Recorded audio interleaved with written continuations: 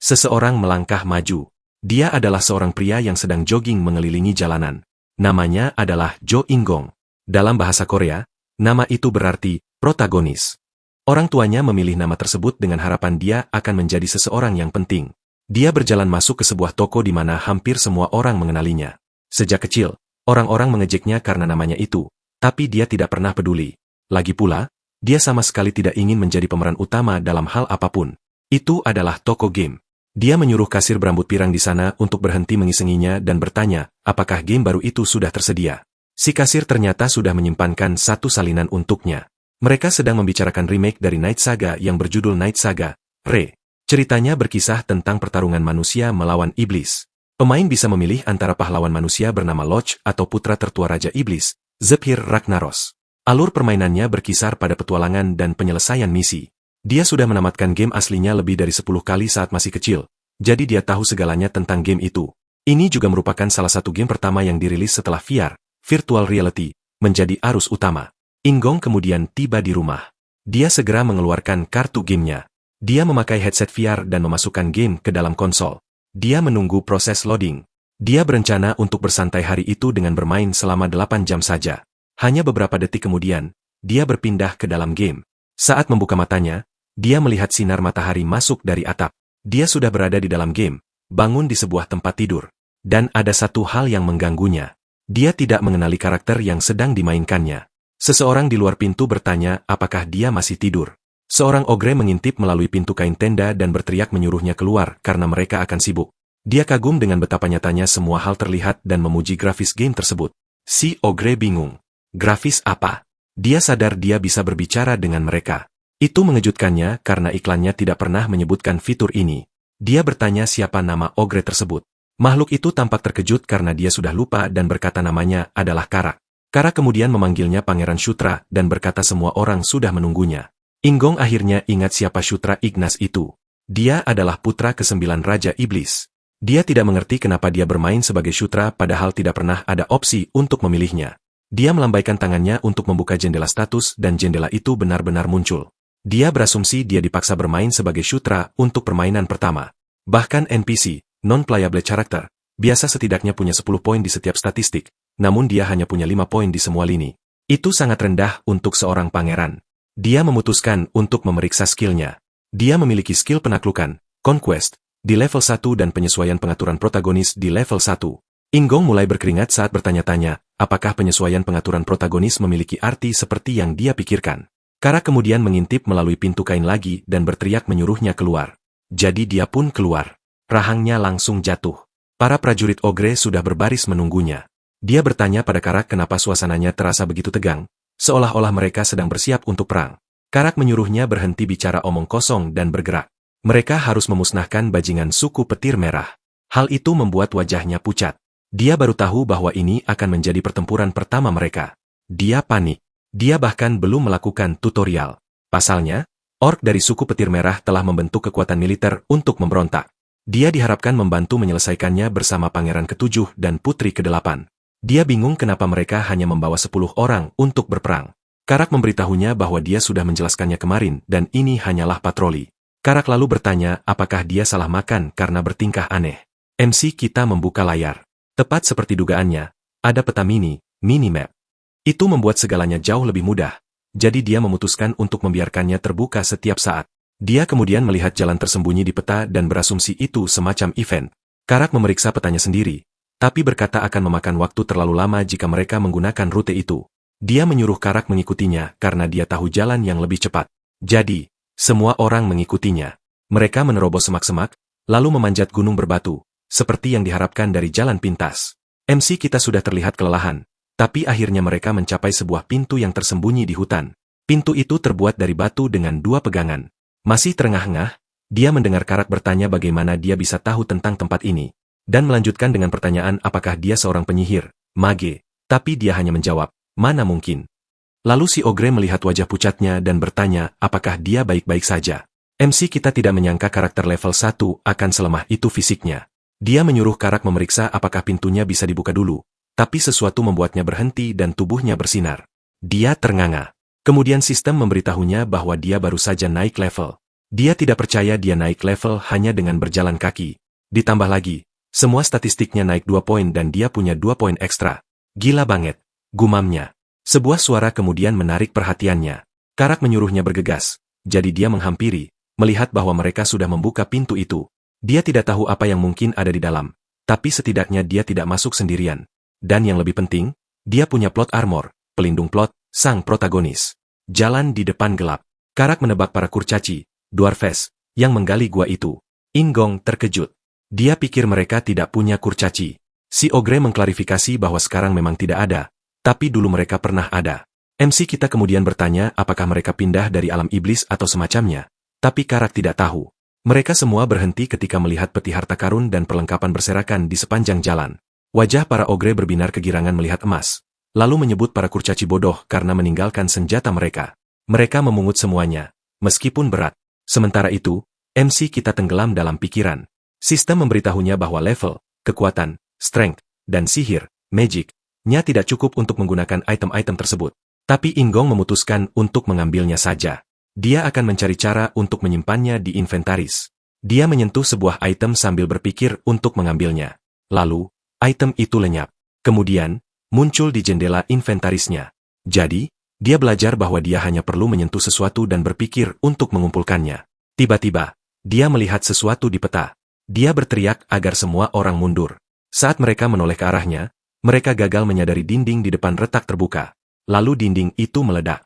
Satu ogre tumbang dan seorang orc melangkah keluar. Para orc ini dipimpin oleh jenderal suku petir merah, Kai Chan. Mereka sudah menunggu pasukan Shutra lewat jalan ini. Para orc segera menyerbu.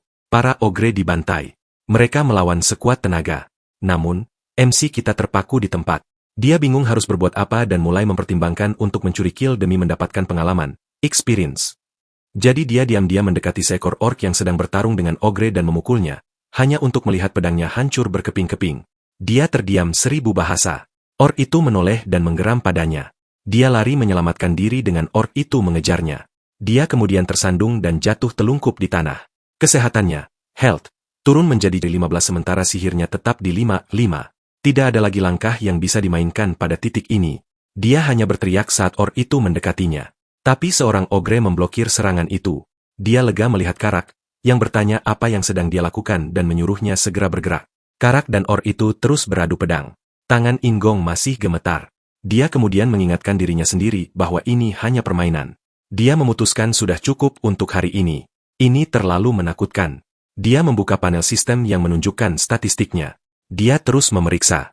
Panel itu juga menunjukkan skillnya, atau lebih tepatnya tidak menunjukkan apa-apa. Lalu dia merasa ada yang salah. Tidak ada opsi untuk mengakhiri permainan, lockout. Saat itulah dia sadar dia mungkin benar-benar terjebak. Orang lain sedang bertarung ketika Kai Chan mulai bergerak ke arahnya. Kai Chan mengangkat beberapa batu ke udara dan menembakkannya langsung ke arah MC kita. Inggong, tentu saja, tidak ingin mati di sini. Tapi batu-batu itu menghantamnya di beberapa tempat. Rasa sakit menjalar ke seluruh tubuhnya. Kemudian ledakan menyusul. Dia nyaris tidak sadarkan diri, terengah-engah mencari udara. Melalui penglihatannya yang kabur, dia melihat Kai Chan mendekat. Hal terakhir yang dia lihat adalah pedang Kai Chan turun ke arahnya. Kesehatannya turun menjadi 0 dari 15. Kesadaran Shutra memasuki ruang hampa. Dia tidak tahu di mana itu. Hal terakhir yang bisa dia ingat adalah dijatuhkan oleh para orc. Dia menjadi ngeri ketika berpikir bahwa dia telah mati. Tiba-tiba, cahaya emas muncul. Lalu seseorang berbicara padanya, mengatakan bahwa dia adalah eksistensi yang pudar dari tempat itu. Seorang wanita muncul dan menyuruhnya untuk menaklukkan, memperbudak, dan kemudian memerintah. Dia bingung. Dan kemudian wanita itu menghilang. Sementara itu, di medan perang, para ogre mulai kewalahan oleh para orc. Kai Chan berjalan kembali ke pasukan utama dengan sombong. Dia tidak menyangka mereka datang ke sana dengan jumlah sekecil itu. Mereka entah tidak tahu diri atau memang bodoh. Dia memberitahu pasukannya bahwa tidak perlu membuang waktu dan bunuh mereka semua. Dia merasakan sesuatu yang tampak seperti sebuah kebangkitan. Betapa terkejutnya dia. Itu adalah Shutra. Tubuh Shutra memancarkan cahaya keemasan. Dia juga diberitahu bahwa telekinesis level 1 telah diperoleh. Dia tidak tahu kapan dia mempelajarinya. Sesuatu menarik perhatiannya. Dia memiliki subkelas bernama Ksatria Penakluk, Knight of Conquest, level 1. Kai Chan segera memerintahkan pasukannya untuk menghabisi bajingan itu. Karak melihat sang pangeran dan dia memerintahkan semua orang untuk melindunginya. Dia menekankan bahwa pangeran tidak boleh terluka. Shutra melihat mereka bertarung dan kemudian dia memeriksa layarnya. Dia tahu bahwa ksatria penakluk bukanlah salah satu kelas yang tersedia di bawah kelas ksatria, jadi dia bingung kenapa dia memilikinya. Dia memancarkan energi kuat dari tubuhnya. Rasanya akrab baginya, seolah-olah dia sudah mengetahuinya selama ini. Mantra-mantra terus bergema di kepalanya. Dia terlihat bertekad sekarang. Dia memulai mantra dengan berkata, kekuatan penaklukan akan menjadi kekuatan raja di bawah Panji Raja. Dia menghantam para ogre dengan cahaya emas yang kuat. Di bawah Panji Raja adalah skill penaklukan level 1 yang memberikan efek buff kepada sekutu di dalam area yang ditentukan. Para ogre bersorak. Mereka merasakan kekuatan meluap-luap. Mereka jadi termotivasi untuk menyapu bersih semua musuh itu. Mereka menggunakan tinju mereka untuk bertarung. Mereka terus maju dan menjatuhkan para orc satu persatu. Kai-chan terguncang karena mereka tiba-tiba menjadi lebih kuat. Dia pikir itu tidak masuk akal. Lalu dia melihat Shutra dan menyadari bahwa dialah sumbernya. Dia menyerangnya untuk menghentikannya. Tapi Shutra tidak bergeming dari posisinya. Karak menghancurkan batu-batu yang datang yang akan mengenainya. Mereka tampak cukup senang dengan kerja sama tim mereka. Dia memberikan buff pada Karak dan membuatnya menyerbu ke arah Kai-chan. Kai-chan menjadi ketakutan. Dia tidak punya kesempatan untuk menghindar. Karak memenggal kepalanya dalam satu tebasan bersih. Moral tentara orc turun dan mereka mulai melarikan diri. Para ogre tidak membiarkan satu pun dari mereka lolos. Sistem memberitahu Shutra bahwa jasa sang jenderal adalah untuk raja. Dia juga menerima beberapa pemberitahuan bahwa dia naik level. Dia sangat senang. Karak memperhatikannya dan kemudian bertanya-tanya kekuatan apa sebenarnya yang baru saja dia terima. Itu juga membuatnya senang. Kemudian dia mengalihkan perhatiannya ke pangeran dan berpikir bahwa pangeranlah penyebabnya. Mereka kembali ke camp mereka. Shutra berada di tendanya dan dia stres berat karena tombol lockout tidak ada di menu. Dia memaksa dirinya untuk tenang. Dua kemungkinan muncul di benaknya. Pertama adalah dia terjebak di dalam virtual reality. Dia berpikir bug kritis terjadi di dunia nyata. Dan jika itu masalahnya, itu bisa diperbaiki begitu ada pembaruan, update. Kemungkinan kedua, meskipun terdengar gila, adalah bahwa ini bukan permainan, tapi kenyataan. Sama seperti di novel dan komik, dia mempertimbangkan gagasan dirinya memasuki dunia game atau dunia yang menyerupainya. Mengingat latar belakang yang hanya bisa digambarkan sebagai nyata dan NPC yang bisa bercakap-cakap timbal balik. Dan yang paling penting, tidak ada sensor mozaik. Dia mengkonfirmasinya saat memeriksa alat kelaminnya. Semua alasan itu membuatnya berpikir bahwa dia benar-benar berada di dunia lain. Dia jadi takut membayangkan mati di sana, tapi dia tidak mau mengambil risiko itu. Dia hanya melihat sisi positifnya bahwa setidaknya dia bukan orc atau ogre dan dia adalah seorang pangeran yang lahir dengan sendok emas di mulutnya. Karak masuk ke tendanya untuk bertanya apakah dia punya waktu. Dia tidak menduga kedatangannya. Karak meminta pertandingan latih tanding, sparring, dengannya dan dia bertanya kenapa. Karak menjelaskan itu karena dia akan menjadi pemimpinnya dan mengetahui level ilmu pedangnya akan membantu mereka bersiap untuk masa depan. Dia bertanya apakah itu benar-benar perlu. Karak melemparkan pedang padanya dan menyuruhnya untuk tidak khawatir karena dia akan menahan diri sebanyak yang dia bisa.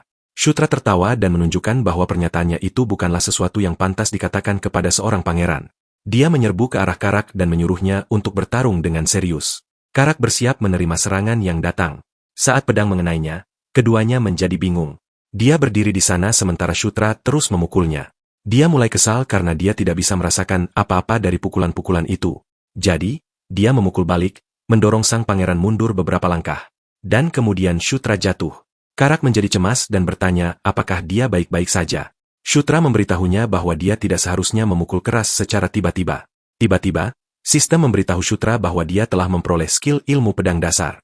Dia bertanya-tanya kapan dia mendapatkannya.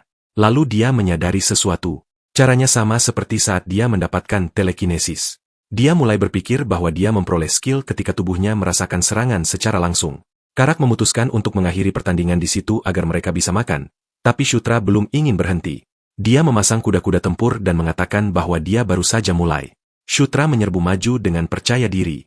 Karak menangkis serangannya. Dia juga menyadari bahwa gerakan Shutra telah meningkat. Itu membuatnya heran kenapa Shutra begitu payah di awal.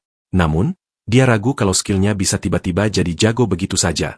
Shutra mundur saat dia menyerang. Dia terlihat seperti sedang bersenang-senang. Dia bertanya pada Karak tentang serangannya tadi. Lalu dia juga menanyakan levelnya. Terakhir kali Karak memeriksa, levelnya 21. Setelah mengetahui itu, Shutra memeriksa levelnya sendiri. Dia yakin bisa segera menyusul. Orang-orang di dunia itu semuanya memiliki level. Mereka tidak bisa langsung memeriksa level mereka di status seperti yang bisa dia lakukan. jadi mereka perlu menggunakan mantra evaluasi. Singkatnya, kemampuan untuk melihat semua status dan memperkuatnya menggunakan poin ekstra akan menjadi keuntungan yang sangat besar. MC kita melanjutkan serangannya. Karak sedikit lengah. Shutra percaya dia bisa menjadi lebih kuat. Bukan hanya lebih kuat, tapi juga jauh lebih cepat dari yang lain. Ark Iblis dari Night Saga mengikuti kisah Zephyr dan bagaimana dia melampaui saudara-saudaranya untuk menjadi Raja Iblis. Ada banyak episode sampai tamat, tapi yang paling penting adalah kisah Zephyr membantai semua saudaranya demi mencapai tujuannya. Peristiwa itu terjadi pada tahun 517. Kata kuncinya adalah, semua, yang berarti dia juga akan dihabisi. Saat ini tahun 512, jadi dia masih punya waktu sebelum peristiwa itu terjadi. Dia harus memprioritaskan untuk mencegahnya. Dan cara terbaik adalah menjadi lebih kuat dari Zephyr. Karak menghampirinya dan bertanya apa yang sedang dia lakukan di sana.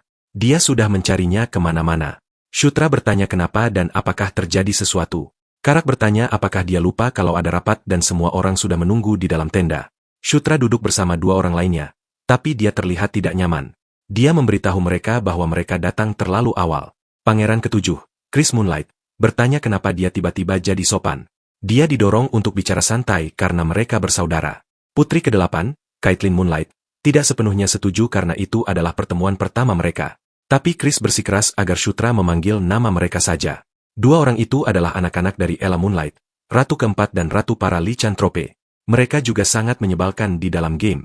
Namun, setahun sebelum hari pembantaian, mereka berdua mati di tangan Zephyr dan anak-anak Raja Iblis lainnya.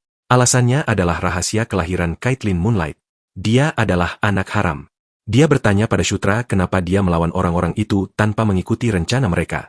Dia sudah bilang sebelumnya untuk pergi patroli saja. Shutra menjelaskan bahwa itu karena dia tidak menyangka mereka akan datang dari sana. Caitlin memutuskan untuk memeriksa keadaannya. Dia bertanya apakah ada yang terluka. Lalu dia bilang kalau Shutra harus hati-hati karena dia yang paling lemah di antara mereka. Shutra bingung kenapa dia mengkhawatirkannya. Dia heran sejak kapan anak-anak Raja Iblis menjadi sedekat itu. Chris menambahkan bahwa dia akan dimarahi habis-habisan jika melakukan sesuatu yang berbahaya lagi. Dia tidak percaya bahwa mereka ternyata baik. Dia memikirkan sesuatu. Ada banyak pengguna aura di kalangan Lycanthrope, mungkin berkat semua energi kehidupan yang mereka miliki. Jadi dia berpikir untuk menggunakan metode yang sama untuk mendapatkan skill dan mempelajari aura dengan mudah juga. Jadi dia bilang kalau dia punya satu permintaan. Dia bertanya apakah mereka bisa memukulnya menggunakan aura. Mereka berdua tercengang. Jawaban mereka cuma, apa? Saat senja di pegunungan, para orc telah ditumbangkan. Para ogre bertarung dengan gagah berani. Lalu seekor ogre besar datang menyerbu. Ogre kecil di belakangnya bersorak. Dalam satu serangan, beberapa orc tewas seketika. Satu musuh mencoba menebas ogre besar ini, sehingga lengannya tergores. Dia memelototi musuh itu, membuat musuh itu ketakutan. Dan kemudian dia memukulnya. Tubuh musuh itu hancur berantakan. Lalu dia berteriak pada pasukannya untuk menghabisi mereka semua. Dia berjanji akan memberi hadiah kepada siapapun yang paling banyak menghabisi. Itu membuat semua orang bersemangat. Jadi mereka bertarung sekuat tenaga. Sementara itu, kesadaran Shutra dipindahkan ke ruang hampa. Dia melihat wanita yang mirip Dewi, dan ada lebih banyak orang bersamanya. Dia bertanya siapa mereka karena sepertinya dia tidak ingat karakter-karakter itu di Night Saga. Wanita itu mendekatinya dan kemudian cahaya emas menyelimutinya. Lalu dia bangun di tempat tidurnya dengan perasaan bingung. Dia bertanya-tanya apakah itu hanya mimpi. Tiba-tiba, wajah Karak muncul di depannya bertanya apakah dia sudah bangun. Itu mengejutkannya. Dia mengeluh karena Karak membuatnya takut. Tapi Karak menjawab kalau dia terlihat baik-baik saja. Kemudian Karak bertanya kenapa dia meminta sang putri untuk memukulnya. Dia terus merengek. Jadi akhirnya dia berakhir seperti itu.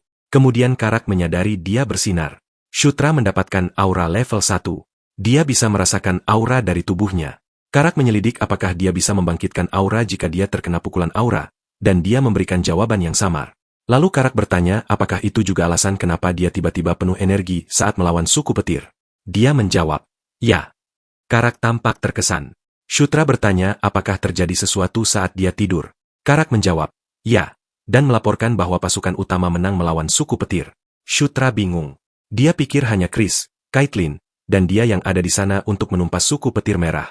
Karak menjawab, gak mungkinlah, karena sukunya besar. Hal itu membuat Shutra bertanya siapa yang memimpin. Dia mengungkapkan bahwa itu adalah Jenderal Bandal. Itu mengejutkan Shutra. Jenderal Bandal adalah salah satu orang terkuat di luar sana.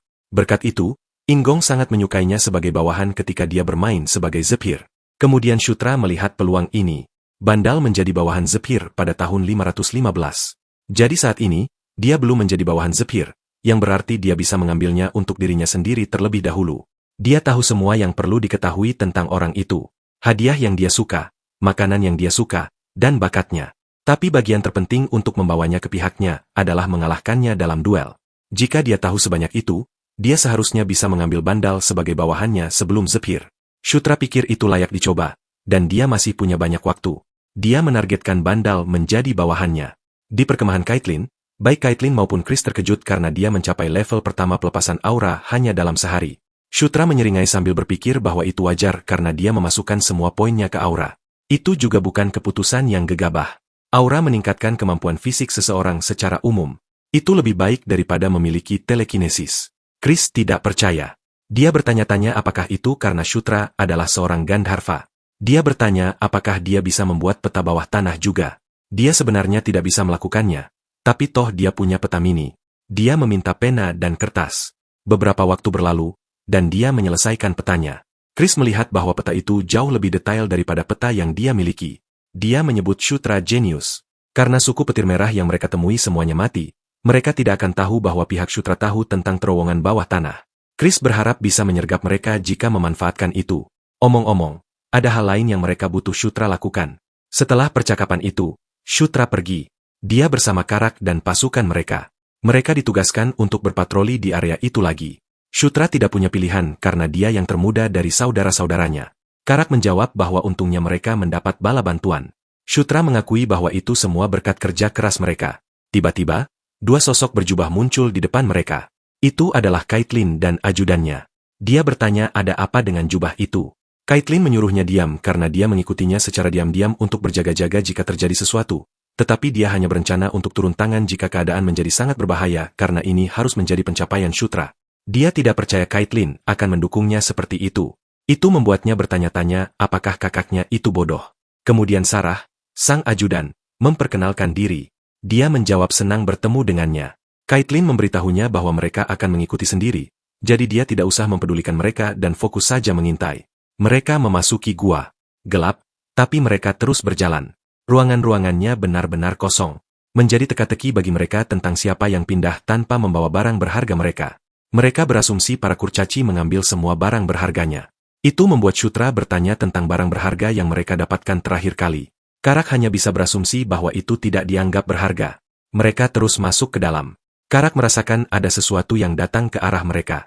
Shutra mendengarnya juga. Dia memeriksanya di peta mini. Dia punya ide siapa itu. Kemudian dia membuka inventarisnya. Dia mengambil item sihir cahaya, flash spell, untuk berjaga-jaga. Kemudian dia memerintahkan semua orang untuk menutup mata saat dia memberi sinyal. Mereka bersiap menghadapi musuh. Tiba-tiba, beberapa mata menatap mereka dari kegelapan. Lalu laba-laba batu merayap keluar. Mereka adalah monster yang sering muncul di tempat-tempat seperti gua. Mereka selalu berkelompok dalam jumlah puluhan dan memiliki racun kelumpuhan yang sangat kuat. Begitu melihat mereka, Shutra memerintahkan pasukannya untuk menutup mata. Dia melempar ramuan itu ke udara dan botolnya pecah. Cahaya menerangi terowongan. Laba-laba batu itu menjadi buta. Laba-laba batu menjadi tidak berguna jika terkena cahaya, karena mereka hidup dalam kegelapan. Dia memerintahkan mereka untuk menyerang dan menghabisi semua laba-laba itu. Para ogre menyerbu. Mereka meninju laba-laba itu dan mengalahkan mereka. Shutra mengawasi mereka. Dia tahu bahwa laba-laba batu berburu secara berkelompok dan kelompok pasti memiliki pemimpin. Dia menyuruh Karak mengikutinya agar mereka bisa mendapatkan bosnya. Mereka melewati medan perang dan langsung menuju bosnya. Ukurannya lebih besar dibandingkan yang lain. Karak menyerbu ke arahnya dan memukul kepalanya. Tapi dia bingung karena bagian luarnya sangat keras. Shutra lupa tentang itu. Kapak tidak akan menembus kerangka luarnya. Kelemahannya adalah api. Tapi dia belum bisa menggunakan sihir api. Monster itu semakin marah dan menyeruduk ke arah Karak. Shutra menginstruksikannya untuk menggunakan api karena itu adalah kelemahan bos laba-laba batu itu. Dia bingung dari mana dia harus mendapatkan api. Seseorang berteriak pada Shutra untuk mengangkat pedangnya dan tiba-tiba pedangnya terbungkus api. Dia terkejut melihat sihir itu. Caitlyn bertanya apakah itu cukup.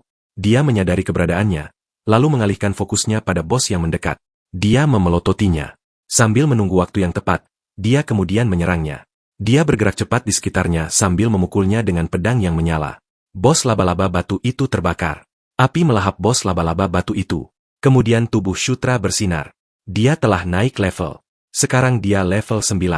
Caitlyn bertanya apakah dia baik-baik saja karena dia melihat cahaya dari tubuhnya. Dia menjelaskan bahwa itu sepertinya sebuah berkah dan tidak ada yang perlu dikhawatirkan. Caitlyn bertanya apakah itu dari Gandharva dan dia menjawab ya. Kemudian dia bertanya apakah dia pernah melawan makhluk-makhluk itu sebelumnya, karena responnya cukup terampil. Dia berbohong dan hanya mengatakan kepadanya bahwa dia baru saja membacanya di buku sebelumnya. Tetapi pada kenyataannya dia sering melawan mereka di dalam game, jadi dia akrab dengan cara kerja mereka. Tiba-tiba, Karak menunjuk sesuatu. Itu semacam pintu. Pintu terbuka dan mereka masuk. Shutra melihat apa yang ada di dalamnya. Sebuah portal kota. Karak terkejut dia tahu apa itu. Dia menjawab tidak terlalu yakin. Tapi dia punya tebakan. Dia bisa tahu bahwa polanya adalah gaya dwarf. Ketika dia bermain sebagai Zephyr, dia tidak pernah melihat satu pun. Tetapi ketika dia bermain sebagai pahlawan, dia melihatnya beberapa kali. Dia berpikir untuk menyuntikkan mana ke dalamnya agar aktif. Dia memberitahu Caitlyn bahwa itu mungkin sebuah portal. Sarah bisa tahu dia benar dari desainnya. Caitlyn bertanya apakah mereka tahu kemana portal itu terhubung. Dia menyarankan untuk mencari prasasti di dekatnya. Karak melihat prasasti itu dan memberitahu pangeran tentang hal itu.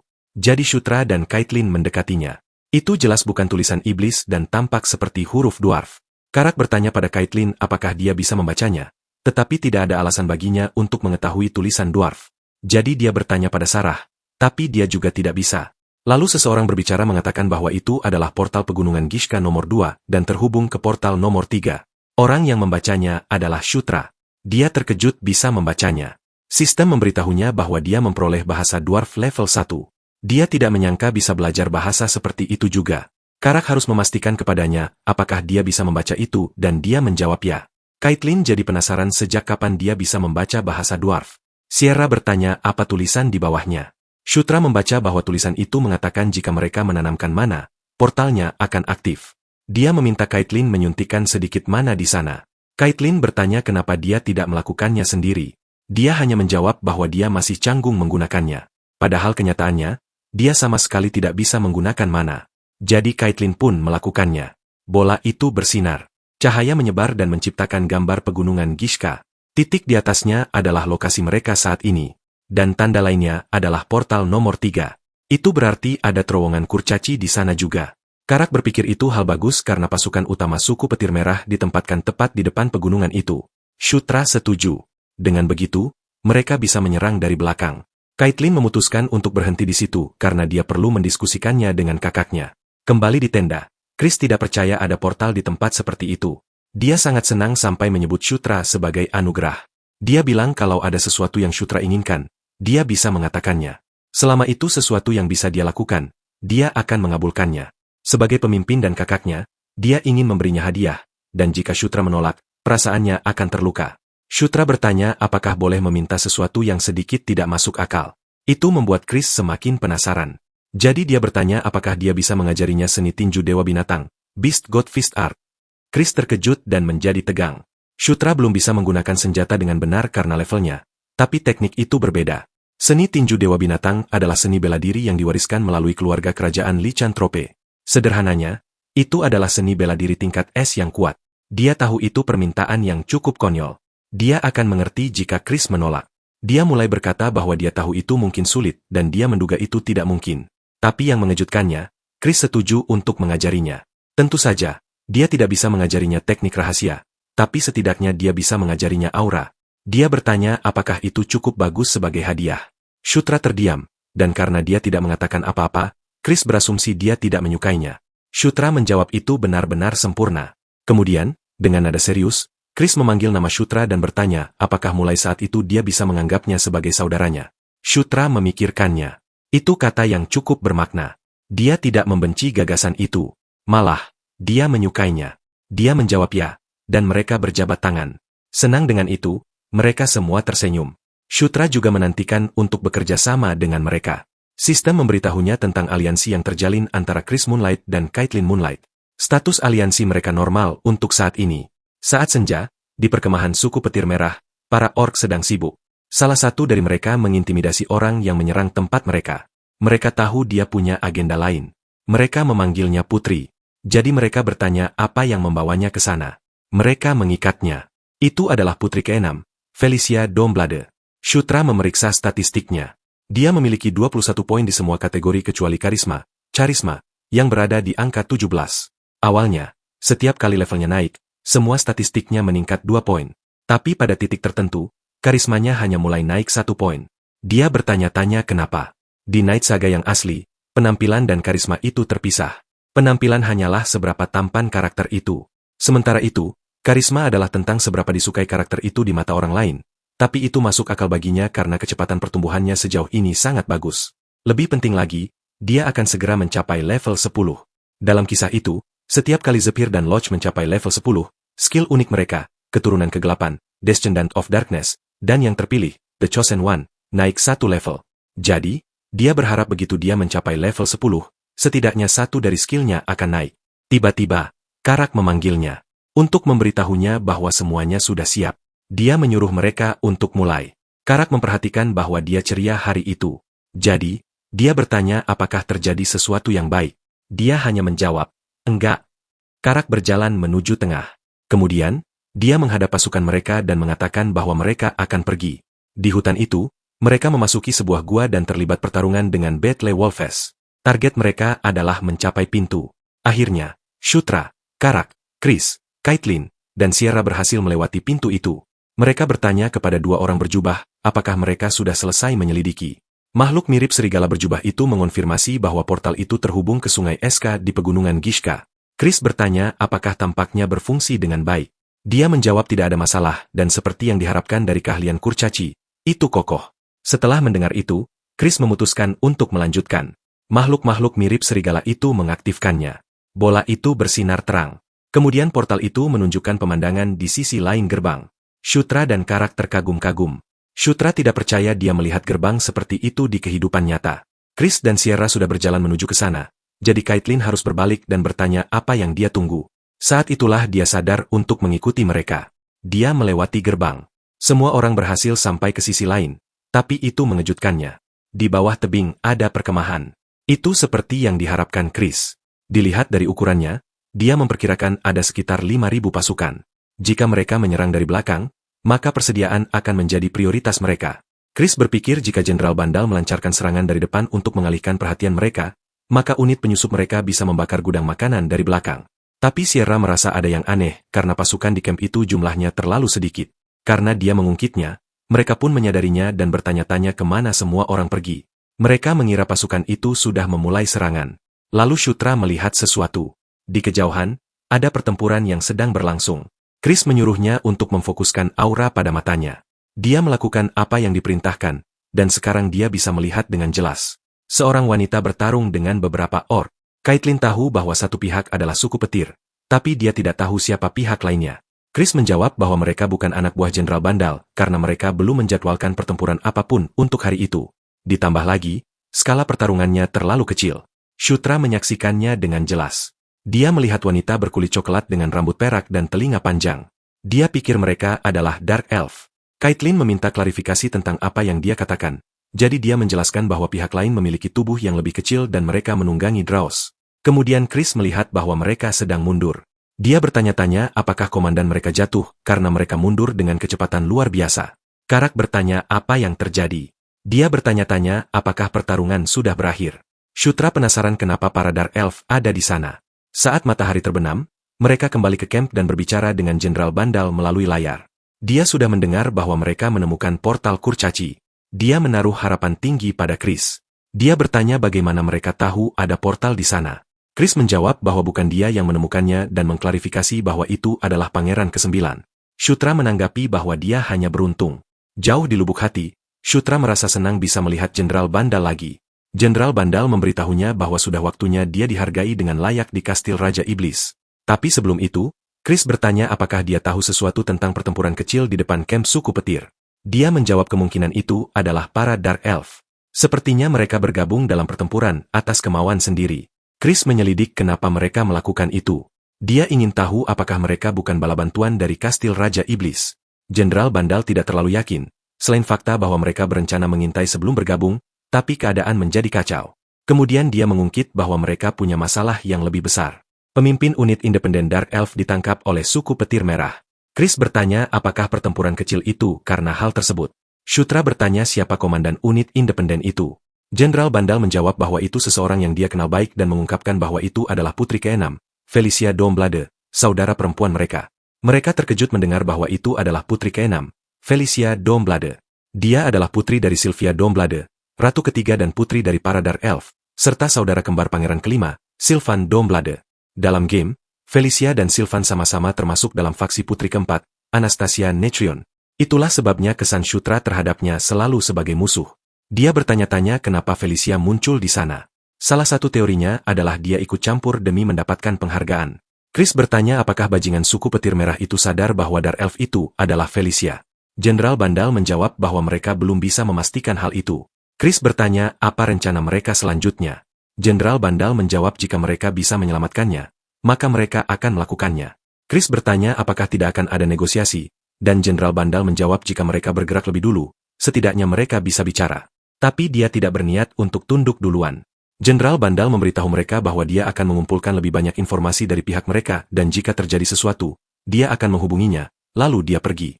Chris mengatakan bahwa kakak perempuan mereka yang, brilian, itu telah menjadi tawanan.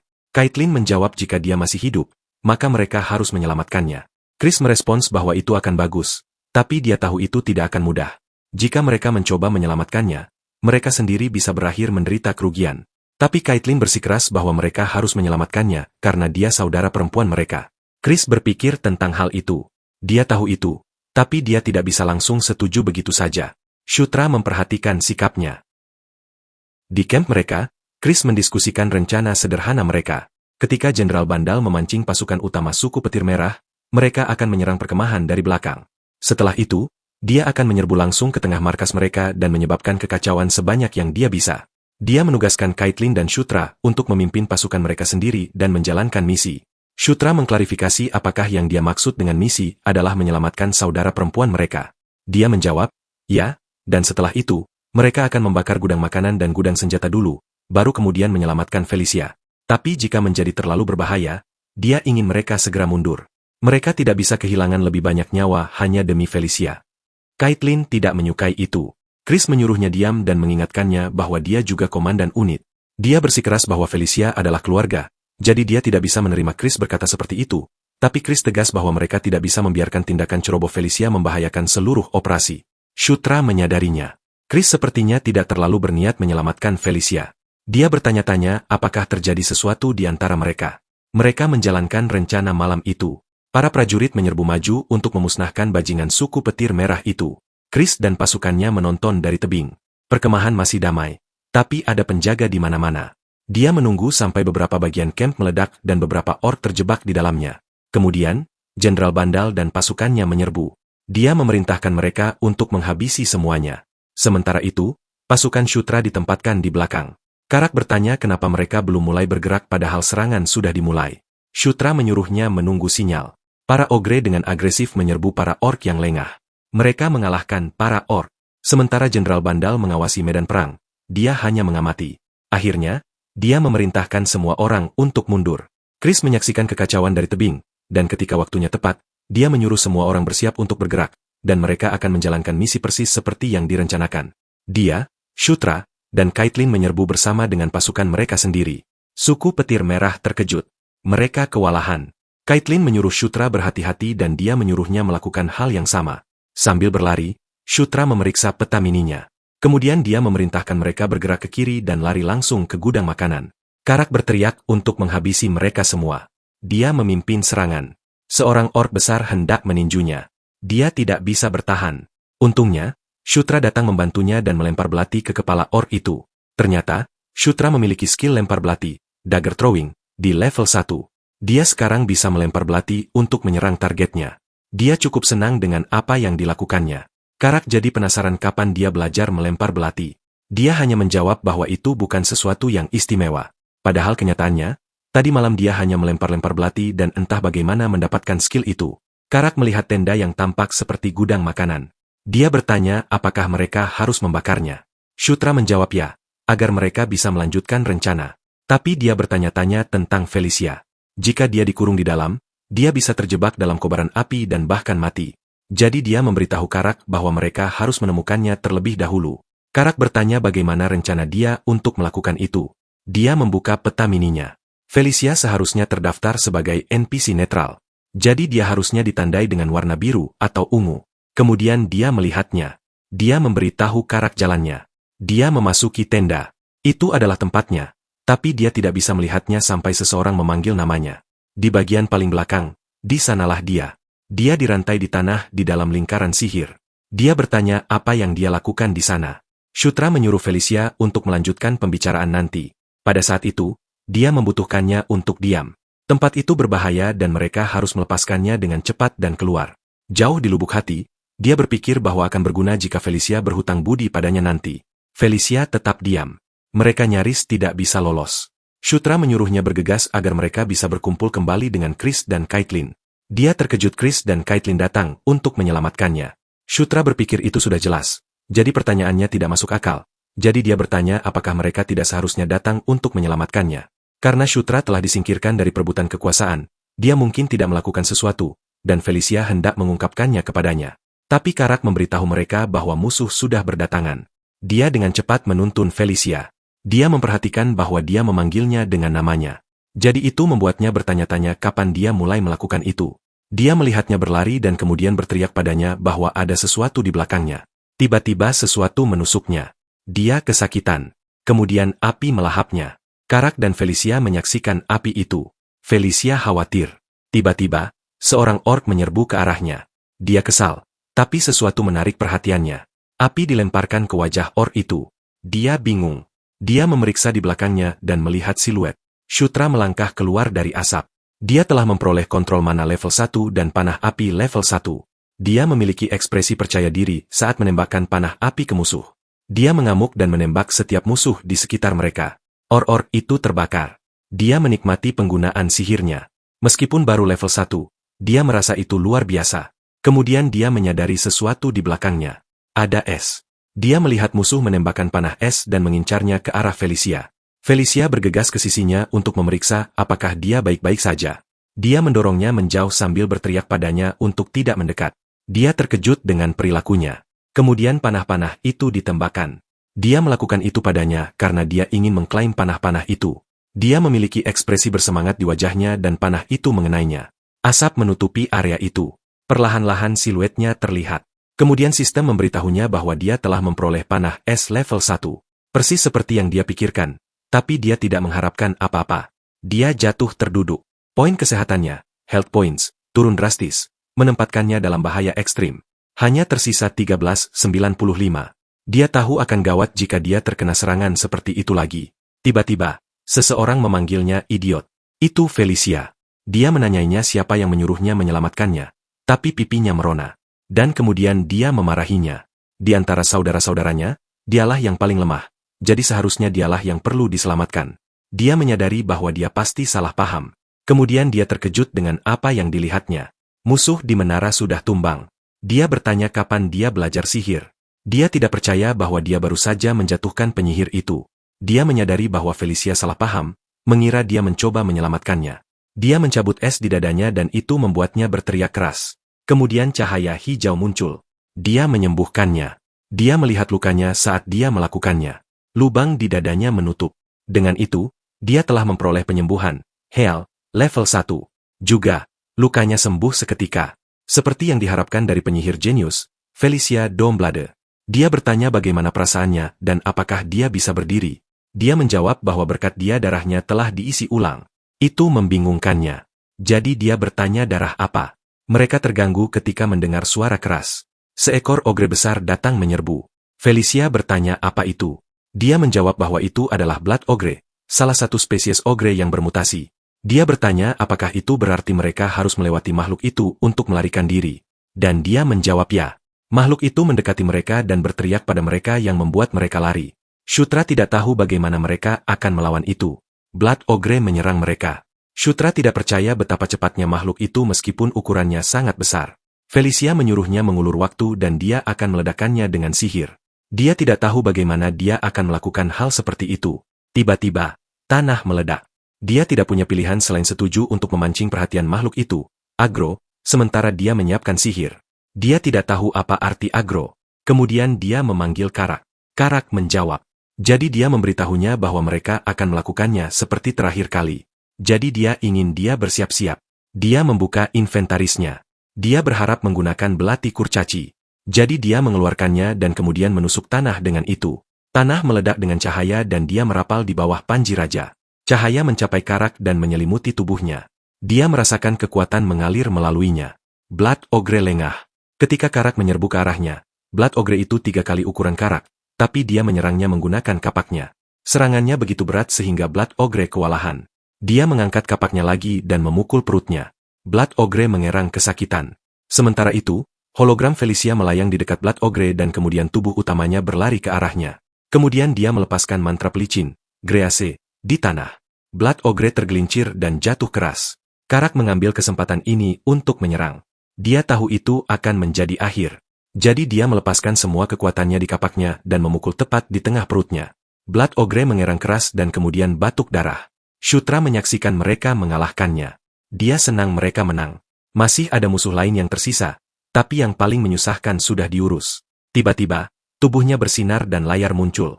Untuk memberitahunya tentang kenaikan levelnya, dia mencapai level 10. Level penyesuaian pengaturan protagonis juga meningkat. Dia kagum.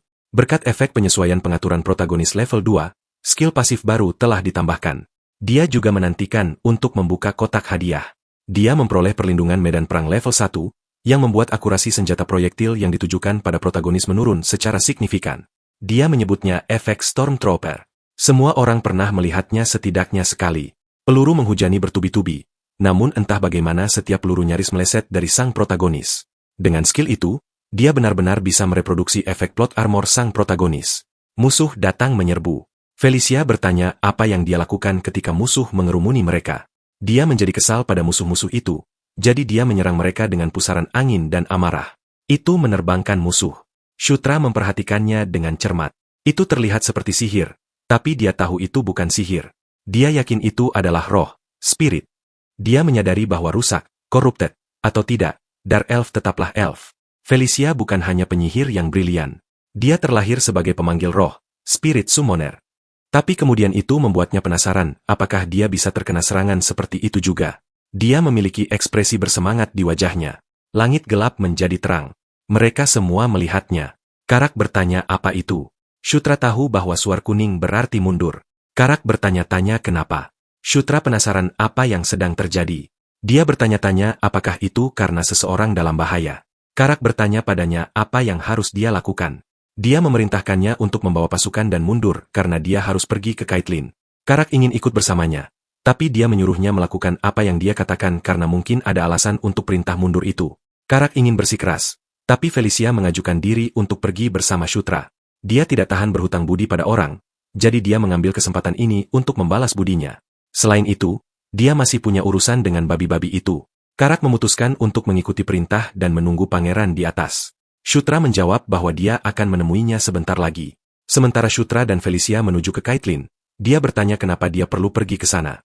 Dia hanya ingin memastikan keamanan karena perintah mundur yang tiba-tiba itu mencurigakan.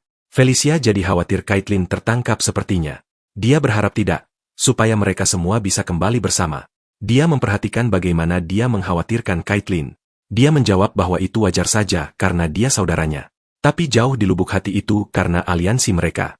Dia curiga, terutama ketika dia berkata, wajar saja. Sementara itu, para orc menyerbu. Caitlyn mengalahkan beberapa dari mereka hanya dengan satu pukulan. Kemudian di belakangnya, dia melemparkan bola api ke musuh-musuh itu. Lalu kelompok lain menyerbu dari samping. Dia mundur untuk menghindari serangan mereka. Kemudian dia mengeluarkan senjatanya dan hanya dengan satu ayunan, dia menjatuhkan mereka. Felicia dan Shutra menyaksikan dari samping. Itu seperti yang dipikirkan Felicia. Shutra menyadari tidak ada yang perlu dikhawatirkan. Lagi pula, Caitlyn melihat Shutra, jadi dia bertanya kenapa dia belum mundur. Dia menjawab bahwa dia datang untuk menyelamatkannya, tapi sepertinya tidak perlu. Dia bingung dengan apa yang dia maksud. Kemudian dia melihat Felicia. Dia melompat memeluknya. Dia sangat senang melihatnya aman. Felicia juga merona dan menjawab bahwa dia hanya terlalu khawatir. Shutra memperhatikan bahwa mereka tampak dekat. Kemudian dia melihat beberapa gerakan di peta mini. Musuh berputar balik jadi mereka harus segera mundur. Mereka membiarkan Shutra memimpin jalan sementara mereka melindungi bagian belakang. Di portal, pasukan menunggu. Akhirnya, mereka berhasil keluar. Ketiga dari mereka, Shutra, Felicia, dan Caitlin. Felicia bertanya pada Caitlin apakah benar Shutra yang menemukan portal itu. Caitlin membenarkan hal itu dan menceritakan bahwa dia memainkan peran besar dalam operasi tersebut. Felicia kagum. Itu membuatnya bertanya-tanya kapan dia berubah begitu banyak. Saat mereka membicarakannya, dia pergi berbicara dengan Karak. Chris melihat bahwa semua orang berhasil kembali dengan selamat. Caitlin senang melihat kakaknya dan dengan gembira mempersembahkan Felicia, yang dibawanya kembali. Felicia menyapanya bahwa sudah lama tidak bertemu. Chris terdiam selama beberapa detik dan menjawab bahwa sudah lama tidak bertemu. Ada ketegangan halus yang tidak nyaman di antara mereka di bagian tertentu gua itu. Chris, Felicia, Caitlin, dan Shutra berkumpul. Chris memberitahu mereka bahwa pihak Jenderal Bandal juga menang. Yakazan rupanya meninggalkan pertarungan setelah melihat camp mereka terbakar. Shutra bertanya tentang Yakazan, dan Caitlin menjelaskan bahwa itu adalah nama kepala suku petir merah. Dia bertanya apakah dia sudah lupa. Felicia meminta klarifikasi apakah Yakazan menyerah. Chris mengklarifikasi bahwa sepertinya dia hanya melarikan diri ke tempat lain. Dan jika dia mengumpulkan sekutu yang tersebar, dia masih bisa memberikan perlawanan yang cukup. Itulah sebabnya dia berencana untuk menyerang pasukan maklar tertua Kaichin, Kairo. Jika Yakazan bergabung dengan mereka, itu akan merepotkan. Setelah topik itu, dia menyelidiki Felicia tentang apa yang membawanya jauh-jauh ke sana. Dia menjelaskan bahwa dia sedang meneliti reruntuhan terdekat, dan ketika dia dalam perjalanan untuk membantu setelah mendengar tentang pertempuran, dia ditangkap. Dia bertanya apakah itu benar. Dia menjawab dengan pertanyaan, menanyakan apakah dia pikir dia berbohong. Mereka saling memelototi. Chris memutuskan untuk menghentikan topik itu. Kemudian dia mendorong semua orang untuk istirahat. Para ogre makan sementara yang lain mengobati diri mereka sendiri. Sementara itu, Shutra memeriksa skillnya sendiri. Melihatnya membuatnya merasa senang. Tapi satu-satunya yang berguna dalam pertempuran adalah aura. Tiba-tiba, seseorang memanggilnya. Itu Felicia. Dia melihat bahwa dia berganti pakaian. Dia bertanya apakah dia boleh masuk. Dia bertanya apa yang membawanya ke sana pada jam segitu. Dia mendekatinya dan memanggil namanya. Dia meraih lengannya. Itu mengejutkannya. Terlebih lagi ketika dia menyuruhnya melepas pakaiannya. Pipinya memerah. Shutra bingung. Dia pikir dia sedang berada di Sweet Home, Alabama. Jadi Felicia memberitahunya lagi. Tapi dia bertanya kenapa. Matanya berkeliaran ke dada dan bibirnya. Dia bertanya apakah dia tidak ingin diobati olehnya. Dia tercengang. Dia mengakui bahwa apa yang dia lakukan sebelumnya lebih mendekati pertolongan pertama. Karena dia mungkin mengalami luka dalam, dia mencoba merapal sihir penyembuhan padanya lagi. Di kepalanya, dia berpikir bagaimana dia bisa salah paham sejenak. Dia bertanya apakah ada masalah di tubuhnya karena memancarkan cahaya tadi. Dia menjawab bahwa itu bukan apa-apa karena itu hanya terjadi kadang-kadang. Dan kemudian dia mengungkit bahwa dia punya permintaan dan itu adalah sesuatu yang hanya bisa dia lakukan. Setelah itu, dia telah memperoleh pengobatan, Cure, level 1, yang memulihkan penyakit status, pengobatan racun, Cure Poison, level 1, yang membantu pulih dari keracunan, dan pengobatan penyakit, Cure Disease, level 1, yang membantu pulih dari penyakit. Dia cukup puas. Berkat Felicia yang dengan sukarela mendengarkan permintaannya, dia mempelajari 3 mantra penyembuhan.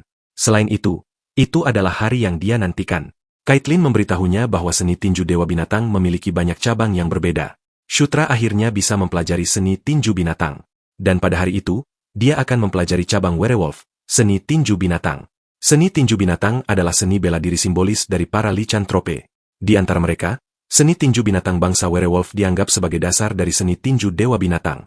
Pasti itulah sebabnya Caitlin memutuskan untuk mengajarinya seni bela diri tersebut. Seni tinju binatang menggunakan aura eksternal dan internal. Dan rencananya hari itu adalah mengajarinya dasar-dasar penggunaan aura internal. Jadi Caitlin menyuruhnya menutup mata dan fokus pada aura. Dia bisa merasakannya. Aura, kekuatan kehidupan. Aura sangat dekat dengan kekuatan jiwa. Dan ketika dibawa ke tingkat ekstrim, itu menjadi kekuatan jiwa itu sendiri. Cahaya terang membutakannya. Akhirnya dia diberitahu bahwa dia memperoleh skill pasif bernama Fisik Protagonis level 1. Dia tidak mengharapkan itu. Fisik Protagonis level 1 sangat meningkatkan efisiensi pelatihan untuk skill yang dipelajari secara fisik.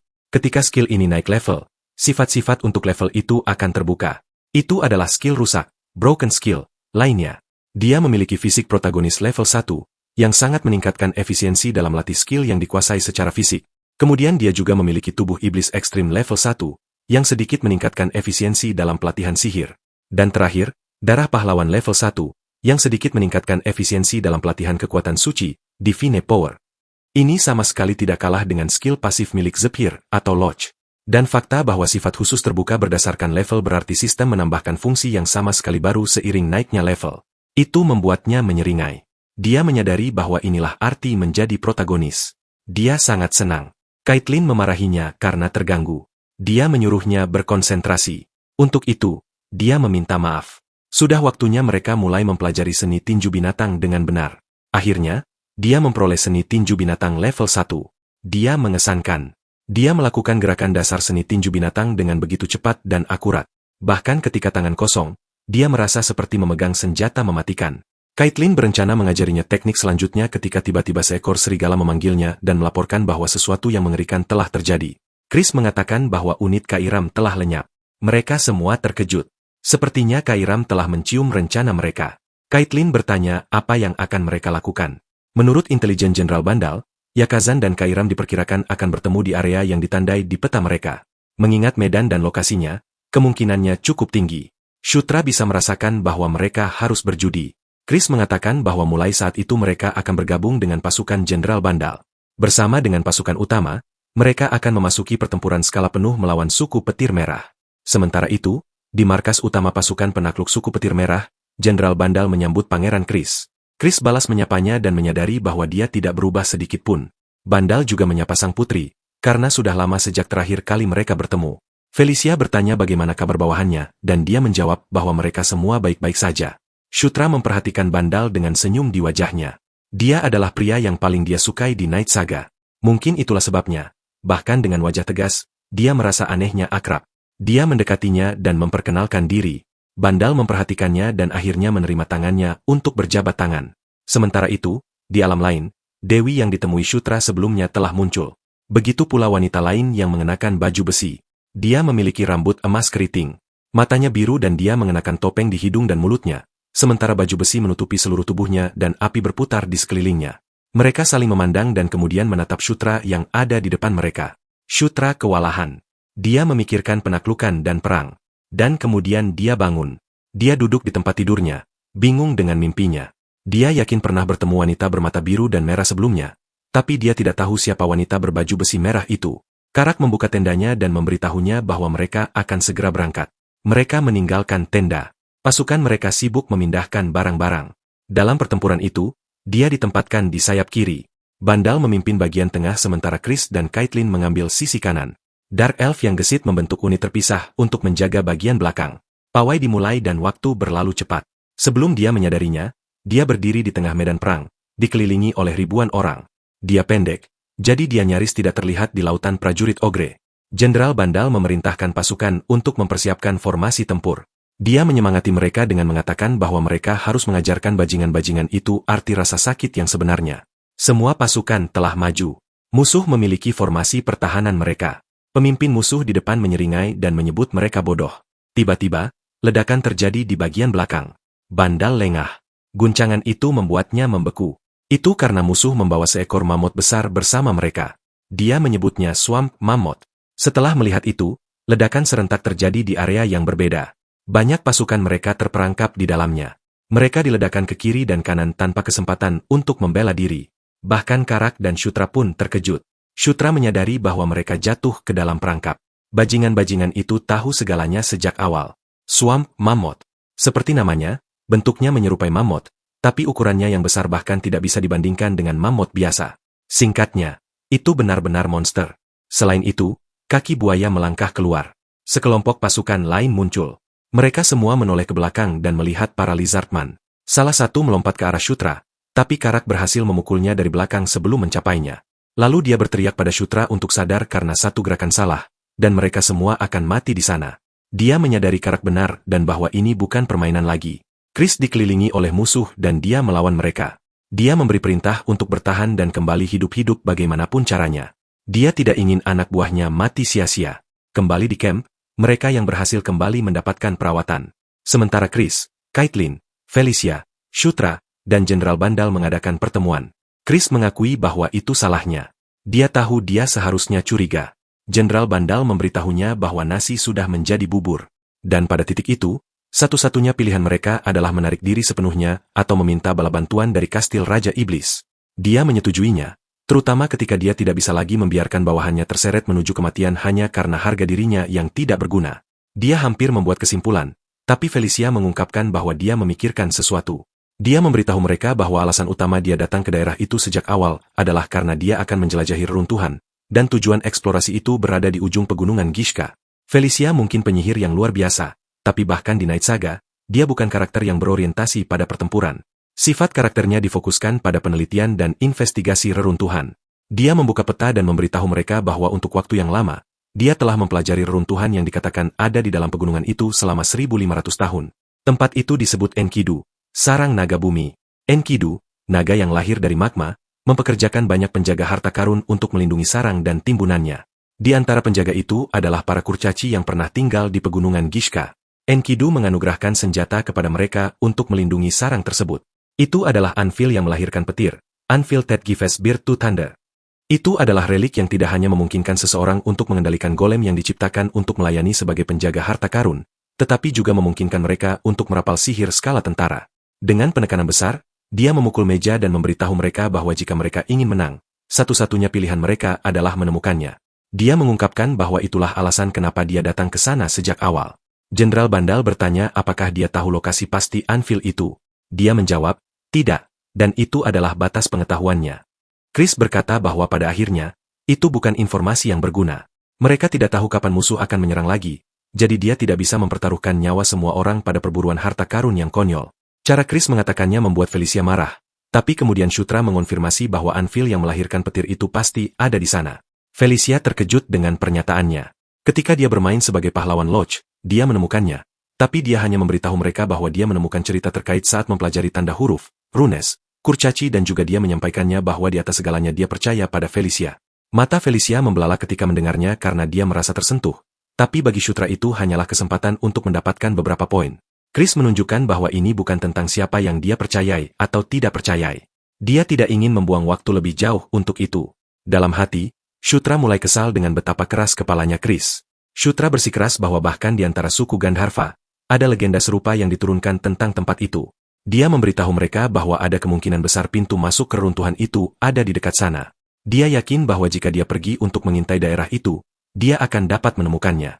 Dia juga berjanji untuk bertanggung jawab atas segala sesuatu yang terjadi jika dia gagal. Jadi dengan nada tegas, dia menyuruh Chris untuk mempercayainya sekali saja. Karena Chris bersikeras, dia memutuskan untuk tancap gas juga. Malam itu mereka menunggangi Phantom State, kuda yang dipanggil Felicia yang bisa terbang di langit. Felicia, Caitlin, Shutra, Karak, dan 2 prajurit lainnya pergi. Shutra senang telah berhasil berangkat untuk menemukan anvil. Dia sedang memikirkan apa yang tersisa untuk dilakukan ketika Karak berteriak. Dia takut menunggangi Phantom State itu, jadi dia menyuruh pangeran untuk berpegangan erat atau dia mungkin jatuh. Shutra meyakinkannya bahwa dia akan baik-baik saja. Dia yakin bahwa dia tidak akan jatuh karena ketika dia bermain sebagai Zephyr, dia menungganginya sepanjang waktu. Dia memeriksa peta mini. Dengan kecepatan itu, mereka butuh sekitar 1 jam untuk mencapai pintu masuk reruntuhan. Dan dengan peta mininya, menemukan reruntuhan itu sendiri tidak akan sulit. Masalahnya adalah bagaimana dia akan memandu mereka tanpa membuatnya terlihat jelas. Dia mencoba memikirkan sesuatu, tapi tidak ada yang terlintas dalam pikiran. Dia memutuskan untuk memikirkannya sampai mereka tiba. Dia percaya bahwa entah bagaimana itu akan berhasil. Dan ketika mereka tiba, dia hanya menjelaskan secara acak bahwa ketika dia mengaktifkan portal, dia mempelajari peta terowongan dengan cermat. Ada konsistensi tertentu pada peta tersebut. Jadi jika dia menggabungkan medan tempat itu dengan karakteristik terowongan, dia pikir dia bisa secara kasar menentukan lokasi anvil.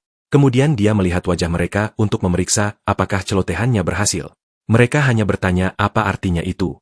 Dia berharap mereka membiarkannya begitu saja. Felicia menyuruhnya untuk memimpin jalan saja. Dia memberitahunya bahwa dia mengerti semua itu jadi dia bisa memimpin. Dia tidak menyangka gertakannya benar-benar meyakinkan. Dia memimpin jalan. Dia tidak tahu kalau Felicia sedang cemberut. Jadi, mereka mengikuti pimpinan pangeran, tapi jalannya terhalang. Karak bertanya padanya apakah dia yakin bahwa itu benar-benar pintu masuk ke reruntuhan. Itu tidak terlihat benar. Tapi dia mengklarifikasi bahwa dia tidak mengatakan mereka sedang menuju ke pintu masuk. Dia bertanya pada Caitlin apakah dia bisa menerobos di sana. Dia sedikit lengah karena dia memintanya. Dia menyuruhnya untuk memukulnya dengan keras, jadi dia mencobanya. Felicia telah menyimpulkan bahwa anvil yang melahirkan petir bisa berada di dalam tebing. Shutra menjelaskan bahwa dalam perhitungannya, jika mereka menerobos di sana, mereka tidak perlu berurusan dengan penjaga penjara bawah tanah, Dungeon Guardians.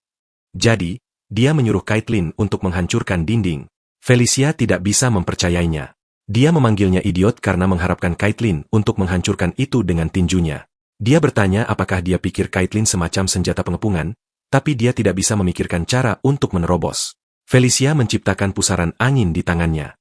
Dia berbagi bahwa penjelajah reruntuhan selalu memiliki jurusan tambahan, submajor, dalam penghancuran dan bahan peledak. Kemudian, dia melemparkan angin itu ke tebing. Bagian dari tebing itu runtuh dan meledak, dan di sana dia menciptakan pintu masuk. Dia tidak bisa mempercayainya.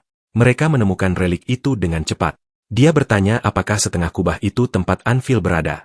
Shutra menduga bahwa itu adalah pengaman terakhir dan di dalamnya terdapat anvil. Karak bertanya apakah mereka hanya perlu menghancurkannya. Dia menjawab bahwa mereka tidak bisa begitu saja menghancurkannya dengan sembarangan. Jika mereka melakukannya, anvil di dalamnya bisa rusak.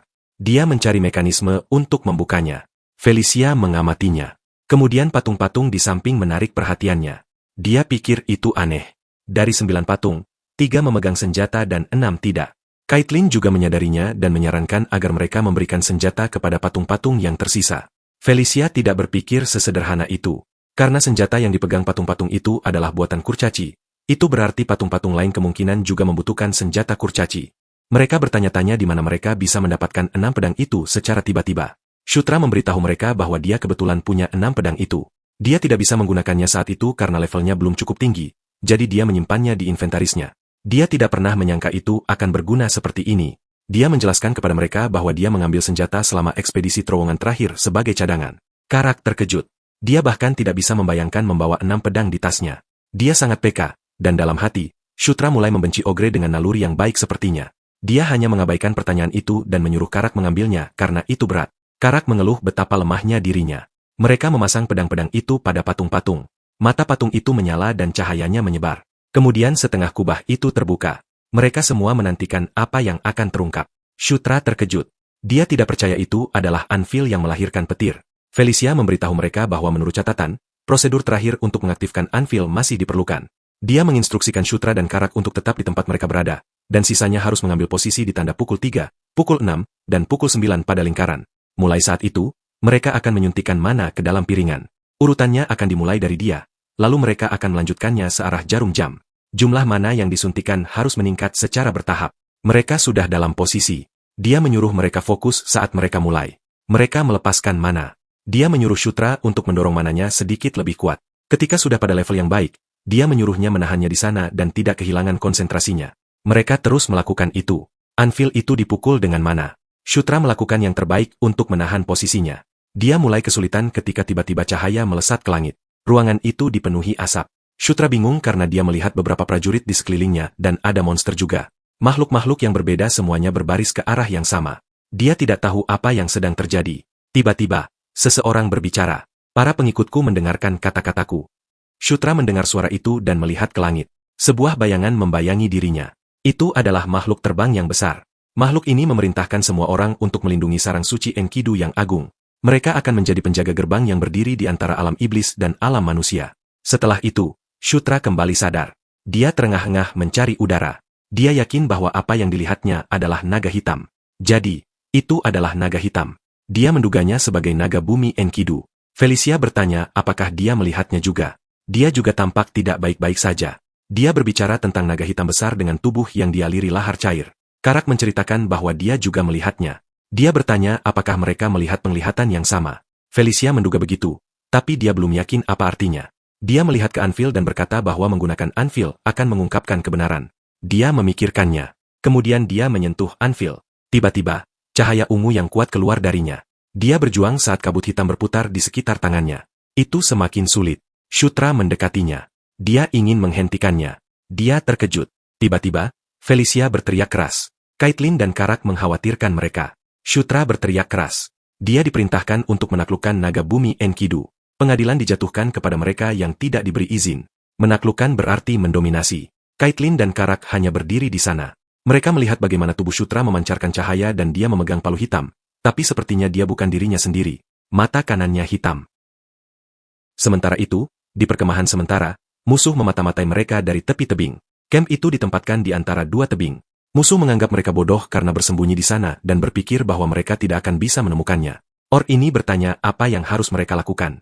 Dia sedang menunggu perintah Tuan Yakazan. Yakazan memeriksa pasukannya dan menyuruh mereka bersiap-siap karena mereka akan membersihkan orang-orang yang tersesat di perkemahan sementara.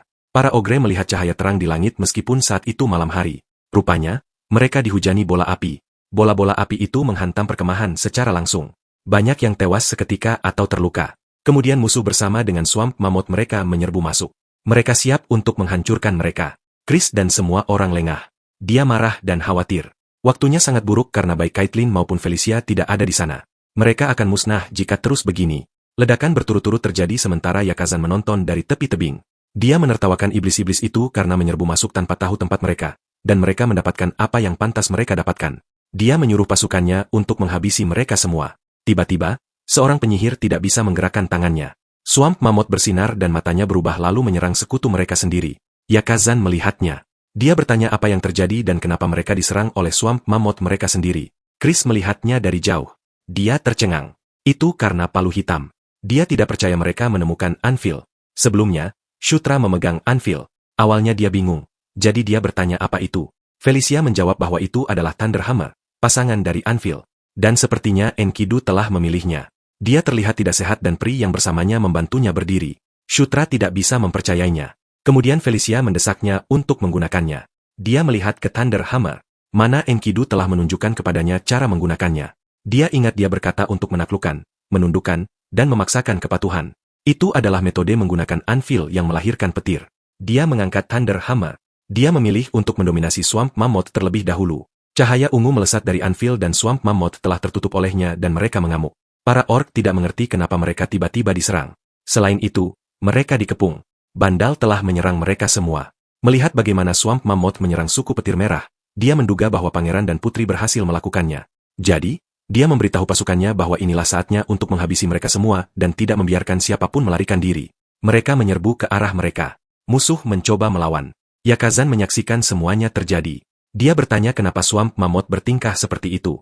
Ajudannya tidak tahu. Dia bingung siapa yang bisa mengendalikan mana yang begitu besar. Dia menyarankan untuk mundur dan menunggu kesempatan lain. Tapi Yakazan tidak menyukainya. Tanpa diduga, ledakan terjadi di belakang mereka. Itu Chris. Dia memberitahu Yakazan bahwa ini adalah akhir baginya. Jika dia menyerah, dia akan membuat kematiannya tidak terlalu menyakitkan. Yakazan mengutuknya dan menyerangnya. Alis Chris berkerut. Kemudian dia menggunakan seni tinju Dewa Binatang. Dalam sekejap mata, kepala Yakazan menggelinding. Ajudan dan penyihir melarikan diri sambil mengatakan bahwa kepala suku mereka sudah mati. Mereka sangat ketakutan. Sekarang yang tersisa bagi pasukan Chris hanyalah menghabisi orang-orang yang tersesat. Dia menyadari bahwa jika bukan karena mereka berdua, mereka akan berada dalam masalah serius. Dia menatap langit dan berharap tidak ada yang terjadi di pihak mereka. Sementara itu, layar menampilkan medan perang. Karak tidak percaya mereka melihat pemandangan yang dilihat Swamp Mammoth saat ini. Felicia menjelaskan bahwa dengan anvil, adalah mungkin untuk mengendalikan semua penjaga harta karun. Dia mengatakan bahwa dengan kekuatan anvil, suku Scarlet akan tamat. Dia semakin lemah. Kemudian dia jatuh. Tapi untungnya, Pri itu menangkapnya. Pri itu bertanya apakah dia baik-baik saja. Dia meyakinkannya bahwa dia hanya perlu istirahat dan dia akan baik-baik saja. Prajurit lain menyarankan agar mereka mencari tempat lain untuk beristirahat, tapi mereka menyadari bahwa Shutra telah menghilang. Sementara itu, Shutra lega akhirnya bisa bernafas lega. Sistem memberitahunya tentang kenaikan levelnya. Levelnya naik cukup banyak. Dia bertanya-tanya apakah itu karena dia mengendalikan relik Enkidu. Juga, sistem memberitahunya bahwa level penaklukan telah meningkat. Dia membuka layar dan melihat bahwa bahkan di bawah Panji Raja telah naik level. Dia menyadari bahwa skill itu naik level bersamaan dengan penaklukan. Dia tidak sepenuhnya memahaminya. Tapi jika skill utamanya bertambah kuat, maka itu bagus untuknya. Dia juga bertanya-tanya jenis skill apa Ksatria Raja itu. Dilihat dari namanya, kedengarannya seperti tipe pemanggilan, summoning. Tiba-tiba, seseorang memanggilnya. Itu Caitlin. Dia ingat bahwa dia pergi tanpa pamit. Dia hendak meminta maaf, tapi dia memukul kepalanya. Dia memarahinya karena menghilang begitu saja. Dia meminta maaf. Dia membiarkannya karena dia aman, tapi mereka harus bergegas kembali. Sepertinya mereka harus berkemah untuk malam itu. Dia pikir mereka akan langsung kembali ke perkemahan sementara. Dia menjawab bahwa itu rencana awalnya, tapi masalah muncul. Dia penasaran apa itu. Kemudian dia mengetahui bahwa Felicia kehilangan kesadaran. Dia baru saja dibebaskan setelah ditangkap oleh suku petir merah, tapi dia pasti terlalu memaksakan diri. Caitlin juga menceritakan bahwa sebelum dia pingsan, dia akan baik-baik saja hanya dengan istirahat, tapi mereka tidak tahu kapan dia akan bangun. Dan tanpanya, mereka tidak bisa memanggil Phantom State. Jadi, untuk saat ini, mereka hanya perlu mengawasi kondisinya. Shutra mengkhawatirkan Felicia. Malam itu, semua orang tertidur kecuali Shutra. Dia bertanya-tanya apakah staminanya telah pulih sepenuhnya hanya dari naik level, karena anehnya dia tidak merasa lelah sama sekali. Dia berpikir untuk menunggu sampai pagi begitu saja, tapi dia ingat bahwa mereka berada di reruntuhan yang berarti pasti ada senjata atau harta karun tersembunyi di dalam Dungeon. Dia juga mengharapkan beberapa jebakan atau penjaga. Dia mengeluarkan Thunderhammer dan mempertimbangkan kemungkinan bahwa dia adalah penguasa reruntuhan karena dia memiliki itu. Kekuatan Anvil hanya bekerja saat berada di sana. Tapi di dalam reruntuhan, itu bermanifestasi sebagai kekuatan absolut. Dengan kata lain, dia sudah mendapatkan tiket gratis ke seluruh tempat itu. Karak sedang berbaring di tanah, tidur dengan nyenyak. Dia membangunkannya. Dia ingin dia ikut bersamanya. Lorong itu diterangi obor. Karak bertanya-tanya apakah benar-benar tidak apa-apa menerobos masuk begitu saja. Dia khawatir ada yang tidak beres. Shutra menyatakan bahwa dia adalah penguasa tempat itu, jadi tidak ada yang perlu dikhawatirkan. Dia menjelaskan kepada Karak bahwa tempat itu adalah reruntuhan, jadi seharusnya ada senjata bagus di sana. Karak setuju. Dia membuka pintu ke sebuah ruangan. Itu membuat Karak terengah-engah. Dia melihat monster yang sangat besar. Shutra menjelaskan bahwa itu hanyalah Ark Golem dan dalam bentuk Griffin.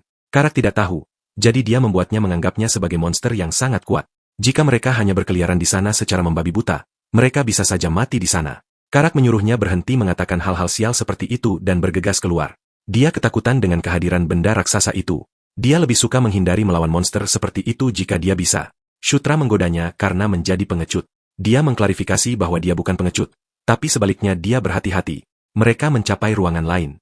Dia bersemangat karena penuh dengan harta karun. Dia dengan bersemangat menunjukkan kepada pangeran sepotong baju besi yang menakjubkan. Shutra menjawab bahwa itu terlihat bagus untuknya. Dia bisa merasakan mana halus darinya. Jadi dia tahu itu adalah baju besi sihir. Dia bertanya kepada Karak apakah dia menginginkannya. Karak menjadi bersemangat dan bertanya apakah dia benar-benar bisa memilikinya. Dia menjawab ya karena itu terlalu besar untuknya. Karak dengan tulus berterima kasih padanya. Kemudian dia melihat beberapa koin emas. Dia bertanya-tanya untuk apa koin emas kuno itu. Dia memutuskan untuk menyimpan semua barang berguna di dalam inventarisnya.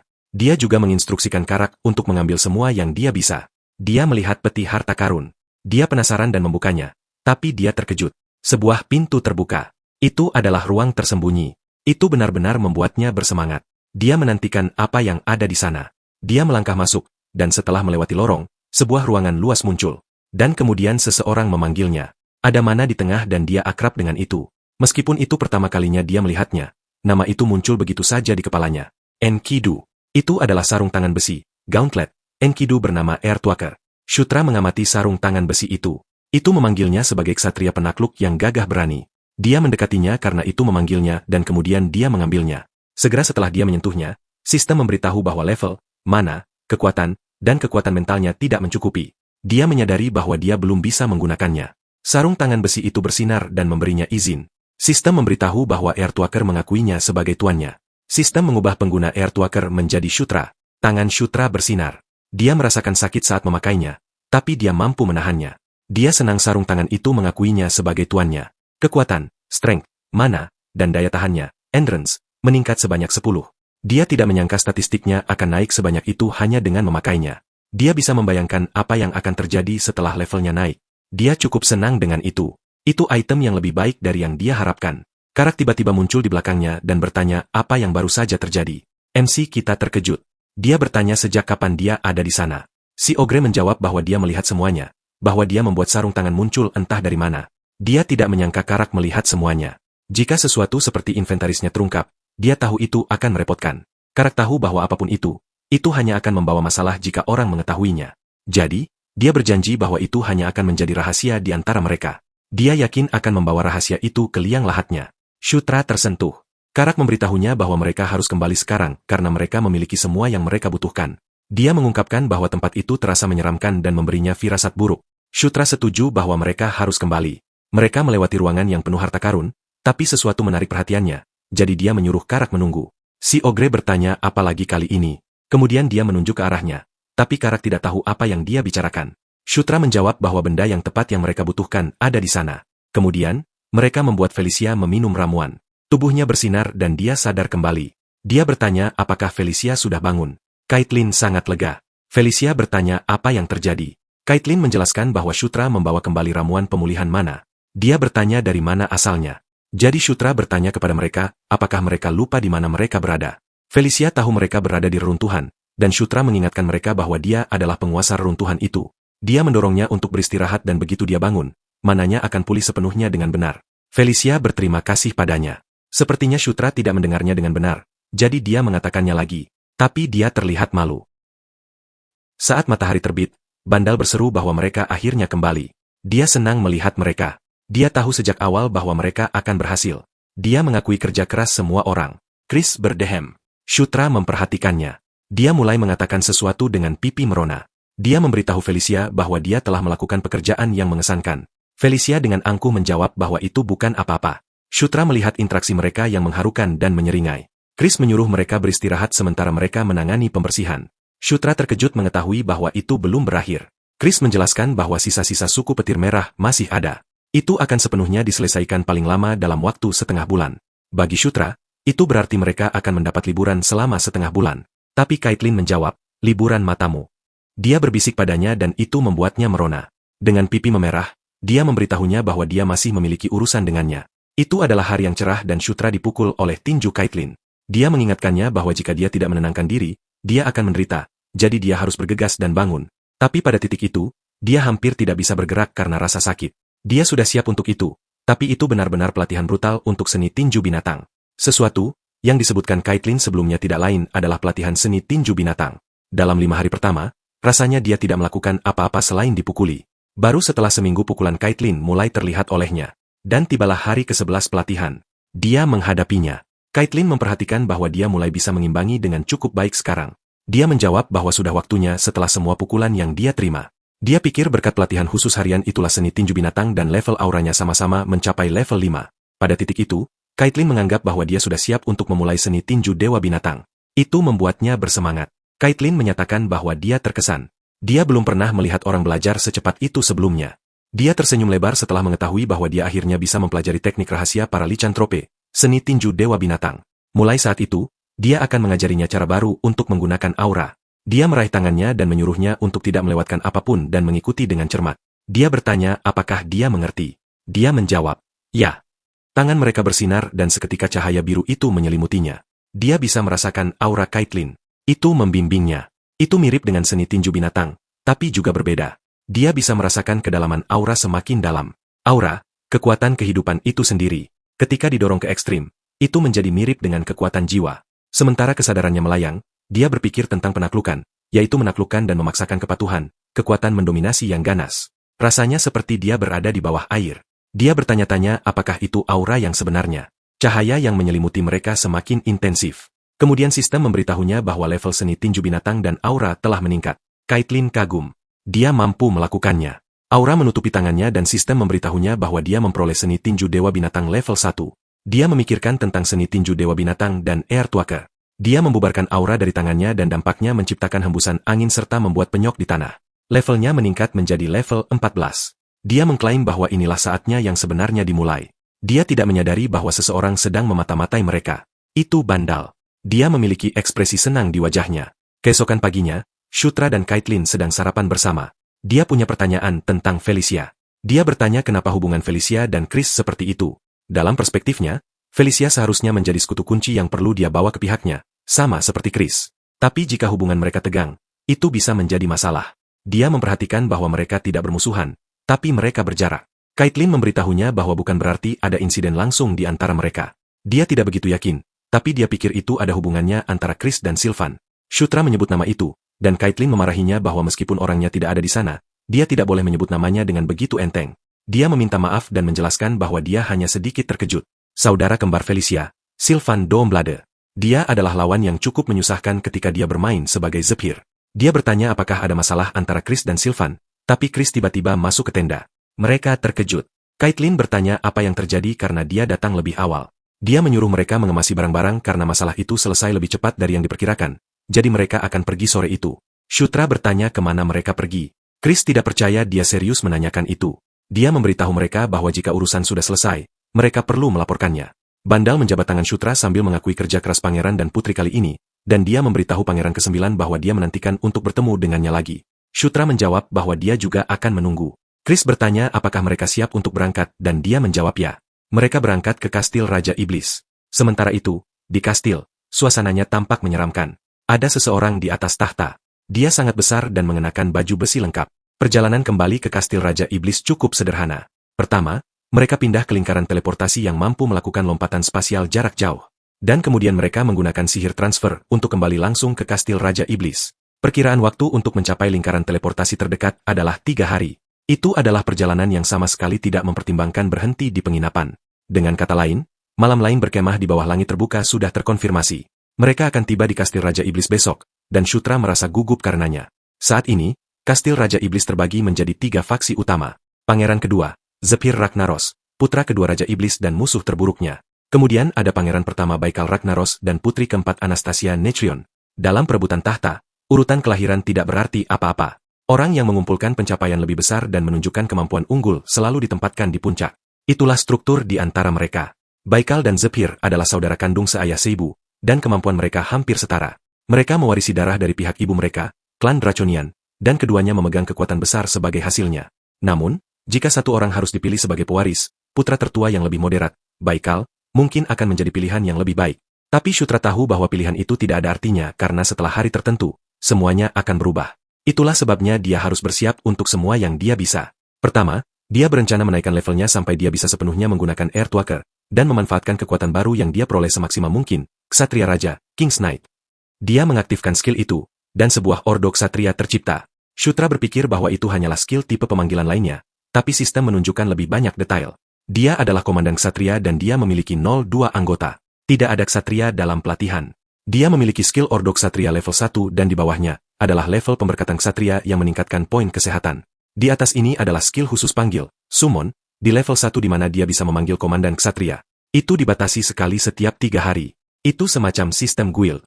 Dia terkejut betapa rusaknya, broken, skill itu. Itu sudah bagus di level 1 jadi dia bersemangat tentang seberapa bagusnya nanti. Karak akhirnya menemukannya. Dia memarahinya karena masih bangun bukannya tidur lagi. Dia mengomel padanya untuk tidur lebih awal jika dia ingin berangkat pagi-pagi sekali. Karak ingin dia bergegas dan ikut. Dia menjawab bahwa dia datang pada waktu yang tepat. Dia mengundangnya untuk mencoba eksperimen bersamanya. Karak terkejut. Dia bertanya apa itu. Di bawah sinar bulan, dia memanggilnya prajurit Ogre Perkasa Karak. Dia memegang pedangnya dan kemudian menunjuk Karak sebagai ksatrianya. Karak memperhatikan tubuhnya bersinar dan dia merasa aneh. Dia merasa bahwa kesetiaannya kepadanya telah meningkat. Karak di level 24 menjadi komandan ksatria dan prajurit peringkat 1. Eksperimen Shutra berhasil dan dia sangat senang. Karak tidak mengerti kenapa dia dipenuhi dengan kekuatan, tapi dia senang. Shutra bertanya apakah dia ingin menjadi ogre terkuat di dunia. Karena terlalu bersemangat, Shutra bergumam tentang bagaimana dia akan membesarkannya menjadi kaisar ogre terkuat di Night Saga. Karak menatapnya dengan mata curiga dan bertanya, apakah dia merasa tidak enak badan atau semacamnya. Keesokan harinya di sebuah menara, Chris dan yang lainnya mendekati perangkat teleportasi. Dia bertanya apakah mereka siap. Shutra menjawab, ya. Mereka melangkah masuk ke dalam lingkaran sihir dan seketika mereka diteleportasi. Cahaya melesat ke langit. Dan ketika mereka mencapai sisi lain, Shutra merasa seperti jatuh. Dia ketakutan. Dia jatuh dengan kepala lebih dulu. Tapi yang mengejutkan, mereka tiba dengan baik-baik saja. Caitlin bertanya apakah dia baik-baik saja. Dia menjawab, ya. Tiba-tiba, seseorang memanggil Felicia. Mereka telah menunggunya. Itu adalah para pelayannya. Dia dengan senang hati mengobrol dengan mereka. Shutra melihatnya sebagai klub penggemar. Dia bertanya apakah itu pelayan dan bawahannya. Kemudian seseorang mendekat dan menyambut Chris dan Caitlin. Dia memperhatikan bahwa tidak ada siapa-siapa untuknya dan para Dark Elf mulai bergosip tentangnya. Mereka menertawakannya. Dia sekarang mengerti di mana posisinya di dalam kastil Raja Iblis.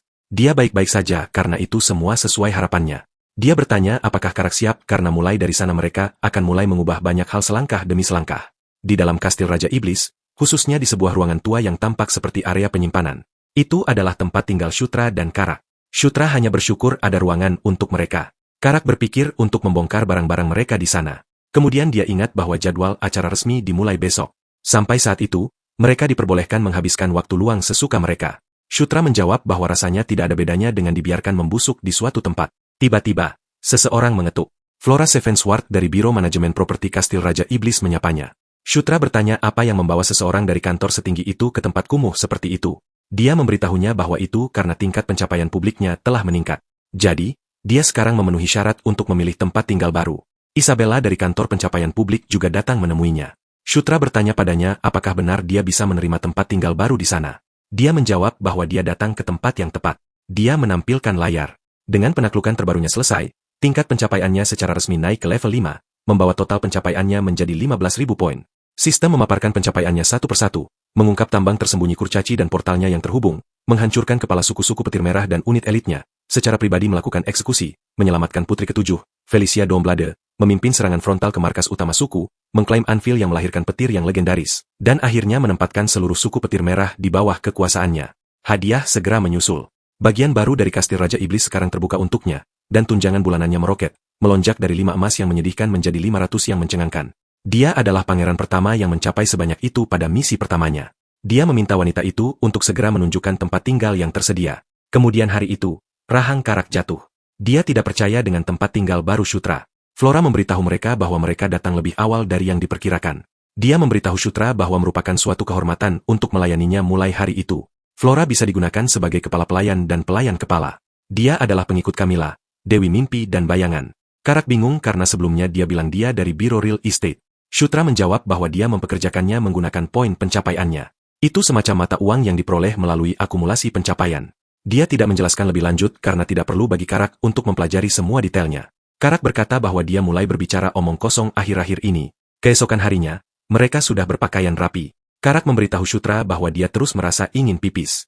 Dia bertanya-tanya apakah itu hanya karena sarafnya. Itu menjijikan, jadi Shutra menyuruhnya pergi saja.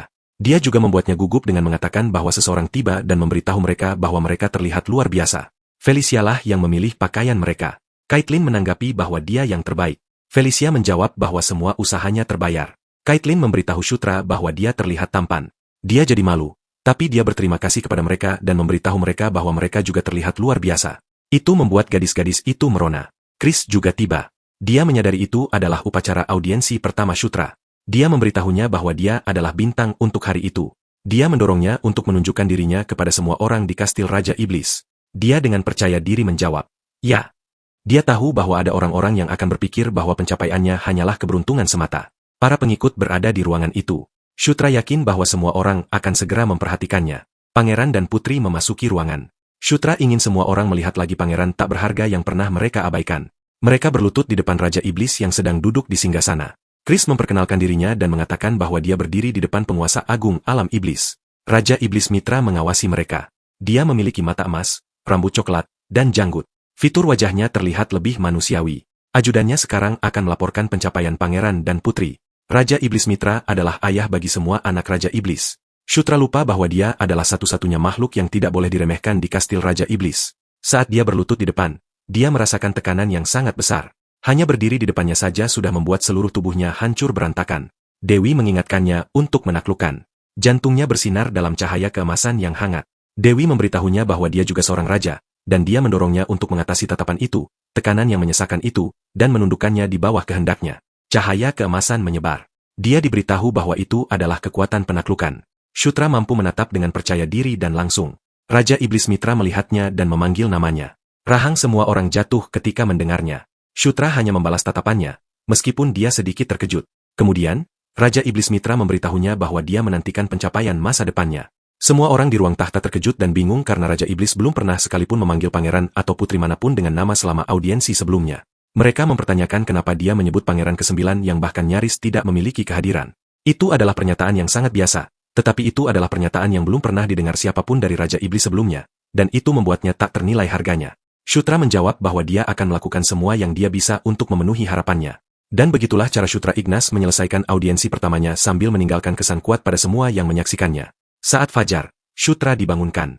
Dia bertanya pada Karak ada apa karena hari masih sangat pagi. Karak memberitahunya bahwa surat dari kantor pencapaian publik baru saja tiba. Shutra menerima surat itu sambil bertanya-tanya kenapa dan dia terkejut ketika membukanya. Karak penasaran dengan isinya, jadi dia mendorongnya untuk membacanya dengan keras. Shutra tidak yakin bagaimana perasaannya tentang hal itu. Sepertinya Raja Iblis, ayahnya, telah memberinya misi pribadi di kastil.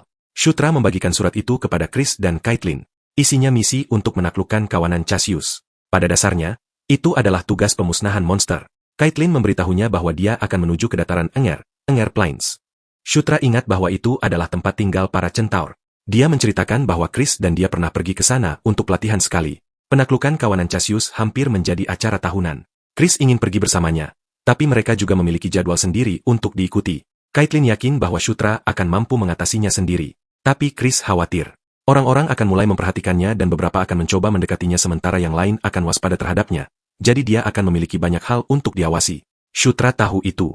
Bahkan Zephyr sendiri berkata dia belum pernah sekalipun dipanggil dengan nama selama audiensi. Chris menyuruhnya datang kepadanya jika dia butuh bantuan. Dia berterima kasih pada Chris untuk itu. Kemudian Chris menyuruhnya pergi menemui Felicia sebelum dia pergi karena dia bilang dia punya sesuatu untuknya. Masih fajar. Ketika Shutra bersiap untuk pergi, Felicia tahu dia akan membutuhkan sepasang kaki yang baik untuk bepergian di sekitar wilayah Centaur, jadi dia memberinya beberapa tunggangan. Shutra berterima kasih padanya, tapi dia punya lebih banyak untuk diberikan. Itu adalah air mata Dark Elf. Dia tidak percaya bahwa dia memberinya salah satu harta suci Dark Elf. Biasanya, satu-satunya cara untuk mendapatkannya adalah dengan menghabisi Felicia sendiri. Dia menceritakan bahwa Dark Elf adalah ras yang bangga, jadi mereka tidak pernah melupakan kebaikan atau balas dendam. Dia memeluknya dan menyuruhnya untuk berhati-hati dan kembali dengan selamat. Dia tidak pernah menyangka Felicia akan bertindak seperti itu, jadi itu membuatnya merona. Saat dia hendak menjawab, dia mendorongnya menjauh, yang mengejutkannya. Rupanya, dia malu. Dia pasti menyadari betapa canggungnya kelihatannya. Shutra, Karak, dan tunggangan melompat ke lingkaran teleportasi. Dia melambai selamat tinggal pada Felicia dan berharap dia sehat sampai mereka bertemu lagi. Dan kemudian dia pergi. Dia hanya menjawab oke saat dia melihatnya menghilang. Di dataran Enger, Shutra, Karak, dan tunggangan muncul. Karak harus memastikan apakah mereka sudah sampai. Tiba-tiba seseorang ada di belakang mereka dan menyapa Pangeran ke-9. Dia adalah Karma, ranger yang ditugaskan sebagai pemandunya. Dia memperhatikan bahwa tubuh bagian atasnya manusia dan bagian bawahnya binatang. Dia menjawab senang bertemu dengannya. Dia menjawab bahwa itu adalah suatu kehormatan baginya. Mengingat penampilannya, dia mengerti bahwa dia berasal dari ras satir dan mereka langsung bergerak. Mereka bergerak cepat. Dia dan Karak menaiki tunggangan mereka. Dia memberitahu Shutra bahwa butuh setidaknya 2 hari untuk mencapai pemukiman Centaur dari sana. Dia berencana untuk melakukan perjalanan dengan istirahat sesedikit mungkin. Shutra tidak keberatan dengan itu. Kemudian dia bertanya apakah tidak ada prajurit lain. Dia menjelaskan bahwa misi itu datang tiba-tiba, jadi hanya mereka berdua untuk saat ini. Dia menjawab bahwa mereka memiliki Centaur di pihak mereka, jadi mereka tidak akan kalah jumlah. Dia menduga itu akan menjadi pertarungan kelompok, dan dalam hal itu, masalah sebenarnya adalah senjatanya. Karena mungkin akan berakhir seperti pertempuran berkuda, dia pikir tombak akan menjadi yang terbaik. Sebuah suara menarik perhatian mereka. Dia bertanya apa itu. Karma menyuruhnya menunggu sementara dia memeriksanya. Dia berlari menjauh. Dia berhenti di tepi tebing dan menjadi gugup melihat apa yang dilihatnya. Dia bertanya-tanya bagaimana kawanan Cassius sudah menemukan mereka. Mereka tampak ganas saat mengejar seekor Centaur. Mereka menggeram keras saat melompat ke arahnya dan itu semakin menakuti Centaur itu. Tapi Shutra menabrak Cassius ini dan dia jatuh. Tunggangannya akhirnya memantapkan pijakannya. Centaur itu terkejut melihatnya. Kawanan itu mendekatinya. Sepertinya pesta penyambutan datang terlalu dini, tapi itu tidak masalah karena dia juga gatal ingin bertarung. Sarung tangan besinya bersinar. Shutra menantang anjing-anjing kampung itu untuk menghadapinya. Centaur itu bertanya apakah dia sang pangeran. Salah satu makhluk mirip serigala itu melangkah maju dan mengaum keras.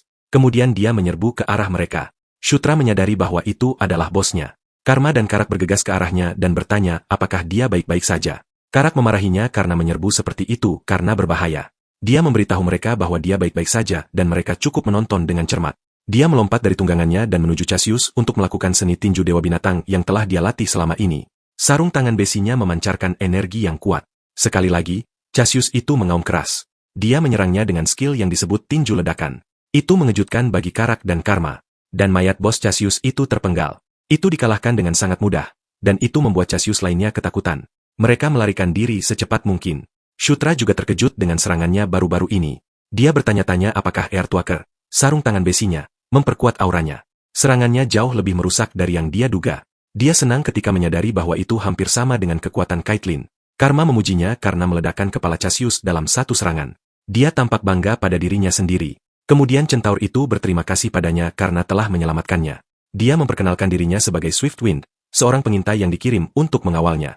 Mulai saat itu, dia akan memandunya ke pemukiman Centaur di dataran Enger. Tanpa mereka sadari, mayat yang mereka tinggalkan mulai bersinar. Mereka mencapai pemukiman Centaur dataran Enger. Ada 4 suku Centaur yang tinggal di dataran. Angin kencang, Fierce Wind, hujan lebat, Heavy Rain, malam kasar, Rogue Night, dan api mengamuk, Raging Flame. Di antara mereka, suku api mengamuk adalah yang paling kuat. dan kepala sukunya juga menjabat sebagai kepala suku tertinggi, menyatukan suku-suku lainnya. Shutra disambut. Dia bertemu Safage'es, kepala suku tertinggi para centaur. Bagi siapa saja yang memainkan Night Saga, bab alam iblis, mereka akan mengenali nama itu karena dia adalah pertemuan yang tidak terhindarkan. Bukan sebagai sekutu, tapi sebagai musuh. Karak berbisik kepada Shutra tentang tatapan mematikan kepala suku tertinggi yang sesuai dengan namanya. Tapi Shutra tahu tempatnya sebagai pangeran ke-9. Safage'es memelototinya, tapi dia menatapnya dengan tatapan tajam saat menuntut untuk mendengar penilaian situasi saat ini. Mereka masuk ke dalam tenda, dan Safage'es mengungkapkan kepadanya bahwa situasinya tidak baik. Kawanan Cassius, yang seharusnya berada jauh di utara saat itu, sekarang turun ke selatan jauh lebih awal dari biasanya untuk tahun itu. Jadi, saat ini, para pengintai sedang mengamati daerah itu, meskipun beberapa berasumsi bahwa sebagian dari kawanan Cassius mungkin hanya tersesat. Dalam game, Safage'es adalah NPC yang tidak dapat direkrut, yang tidak pernah bisa diajak bersekutu oleh pemain. Shutra diberitahu bahwa dalam waktu 3 hari, para prajurit dari keempat suku akan berkumpul di sana, dan setelah bersatu, mereka dapat menghancurkan binatang itu dimanapun mereka berada. Shutra berharap segalanya akan berbeda kali ini. Dia menjawab bahwa dia akan menunggu, dan dia bertanya apakah ada hal lain. Safage'es memanggilnya sebagai pangeran ke-9 dan memverifikasi apakah benar bahwa dia menghancurkan tengkorak Cassius dengan satu pukulan. Dia menyeringai dan menjawab bahwa itu benar. Jauh di lubuk hati, Shutra berharap kali ini Safage'es akan menjadi sekutu juga, sama seperti bagaimana Chris dan Caitlyn menjadi sekutunya. Kemudian dia memberitahunya bahwa jika dia mau, dia bisa menunjukkannya nanti.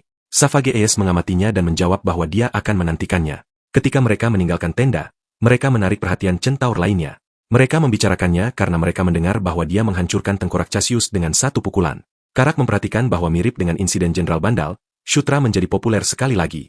Shutra dengan bangga menjawab bahwa itu semua berkat pesona dan kebajikan alaminya. Karak tidak terkesan dan menyesal mengatakan itu. Kemudian dia mendorongnya untuk beristirahat. Malam itu, Shutra tertidur lelap. Ada cahaya redup di atasnya dan itu membangunkannya. Yang mengejutkannya, itu berasal dari Earthwalker. Dia tidak tahu kapan itu masuk ke lengannya. Tapi tiba-tiba, seseorang muncul dan memanggil namanya.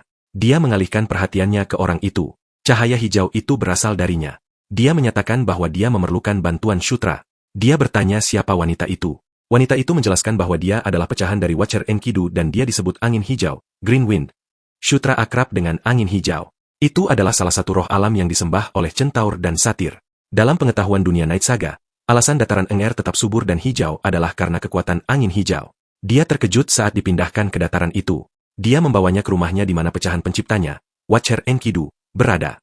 Mendengar tentang pecahan Enkidu, dia teringat sesuatu. Watcher Enkidu adalah salah satu dari 6 naga tua, Elder Dragon. Naga tua adalah makhluk ilahi yang tidak pernah bisa ditemui pemain di Night Saga. Dia baru saja memperoleh Earthwalker milik Enkidu. Dan sekarang ada pertemuan dengan Watcher Enkidu ini. Dia curiga betapa kebetulannya hal itu. Angin hijau memberitahunya bahwa mereka tidak punya waktu. Monster dari utara mendekati rumahnya. Tujuan mereka adalah mencuri kehijauan dataran Enger. Mereka akan menghancurkan rumahnya dan melahap rohnya. Dia tahu hanya dia yang bisa melindungi tempat itu. Shutra meragukan itu karena levelnya belum cukup tinggi. Dia menunjukkan bahwa dia sudah memiliki kekuatan Enkidu. Dia tidak perlu khawatir karena pecahan Enkidu juga akan memberinya kekuatan yang lebih besar. Tapi pertama-tama, dia harus menunjukkan token itu kepada anak-anaknya. Setelah itu, dia kembali ke kamarnya. Tinjunya masih bersinar. Itu dari pecahan yang dia pegang. Dia memberitahunya bahwa anak-anaknya pasti akan meminjamkan kekuatan mereka padanya. Malam itu, dia langsung pergi menemui Safage'es. Mendengar itu, Safage'es meninggikan suaranya. Dia tidak percaya bahwa angin hijau dalam bahaya. Shutra menjelaskan bahwa ada kuil kecil di timur laut dan jika apa yang dikatakan angin hijau benar, Cassius akan segera menyerangnya. Dia memberitahu Safage'es bahwa tidak ada waktu. Mereka harus mengumpulkan pasukan mereka dan segera bergerak. Safage'es berdehem dan menjawab bahwa itu adalah klaim yang cukup besar dan mereka tidak bisa begitu saja bergerak berdasarkan satu cerita. Tapi dia berhenti di tengah kalimat ketika melihat cahaya hijau redup. Dia segera mengenali apa yang dipegang Shutra, relik suci angin hijau. Sikapnya berubah. Dia bertanya pada Shutra apa yang perlu dia lakukan. Keesokan harinya, para centaur telah berkumpul. Mereka membawa tombak dan busur. Shutra di atas tunggangannya berjalan di antara mereka. Shutra dipandu oleh petamininya, dan di dekat situ, dia sudah bisa melihat tujuan mereka. Itu adalah kuil angin hijau. Jika bukan karena petamini, dia tidak akan pernah menemukannya karena betapa tersembunyinya tempat itu di alam liar. Tapi mereka melihat penyerang mendekat. Shutra bertanya-tanya bagaimana Cassius mengetahui di mana angin hijau berada. Dia tahu ada sesuatu yang tidak dia sadari. Safage'es menyatakan bahwa ada lebih banyak Cassius dari yang dia perkirakan. Dia bertanya pada pangeran tentang rencananya. Angin hijau menyuruh Shutra untuk menarik kekuatan dari pecahan Enkidu. Dia tahu ada sesuatu di dalam kuil. Dia memberitahu Savage Ace bahwa dia akan menuju ke sana sementara mereka menahan musuh agar tidak mendekat. Dia mengundang Karak dan Karma untuk ikut dengannya. Sementara itu, Savage Ace memerintahkan pasukan mereka untuk tidak membiarkan satu pun lewat ke kuil. Dia menyuruh mereka bersiap untuk pertempuran, dan mereka pun menyerbu. Para pemanah mengambil posisi dan menembakkan panah. Banyak Cassius terkena. Para pendekar pedang maju dan menebas musuh di jalan mereka. Sementara Shutra dan timnya bergegas ke kuil, Karak mengonfirmasi tujuan mereka dengan Shutra, yaitu agar Shutra mencapai kuil. Shutra memberitahunya bahwa dia benar, dan itu membuat Karak lebih bertekad untuk membersihkan jalan bagaimanapun caranya. Dia maju ke depan. Saat Cassius mendekati mereka, dia menyiapkan kapaknya dan menebas mereka yang menghalangi jalan. Karma juga bertarung menggunakan belatinya. Shutra memuji mereka dan terus berjalan. Mereka hampir sampai, tapi kelelawar besar hampir mengenainya. Serangan itu melemparnya dan tunggangannya dan mereka berdua jatuh. Centaur besar mirip binatang menggeram keras dan menyerbu lagi ke arahnya. Shutra merasa tidak enak karena lengah. Karak bergegas ke sisinya dan menangkis serangan itu. Dia lega melihatnya. Karak bertanya apakah dia baik-baik saja. Karak tersenyum padanya dan menyuruhnya bangun karena belum waktunya istirahat. Makhluk besar itu menggeram lagi. Karak menangkis serangannya. Itu terjadi lagi dan sepertinya dia mengalami kesulitan. Shutra menggodanya karena bertingkah keren tadi dan sekarang sepertinya dia sudah tamat. Dia mengaktifkan skill di bawah Panji Raja dan meningkatkan kekuatan Karak. Kali ini mereka menyerang. Karak memukul makhluk itu dan membuatnya lengah. Makhluk ini terhuyung mundur dan Karak mengejarnya. Dia mengumpulkan kekuatannya dan menebasnya di dada. Makhluk besar itu memuntahkan darah. Karak mengincar kepalanya. Dia memukulnya dengan sekuat tenaga. Debu di area itu berhamburan. Dia menyuruh pangeran pergi sekarang dan menyerahkan tempat itu padanya. Shutra mengandalkannya dan pergi. Shutra berlari secepat mungkin menuju kuil. Dia membuka pintu. Kemudian dia mendengar suara yang menyuruhnya bergegas.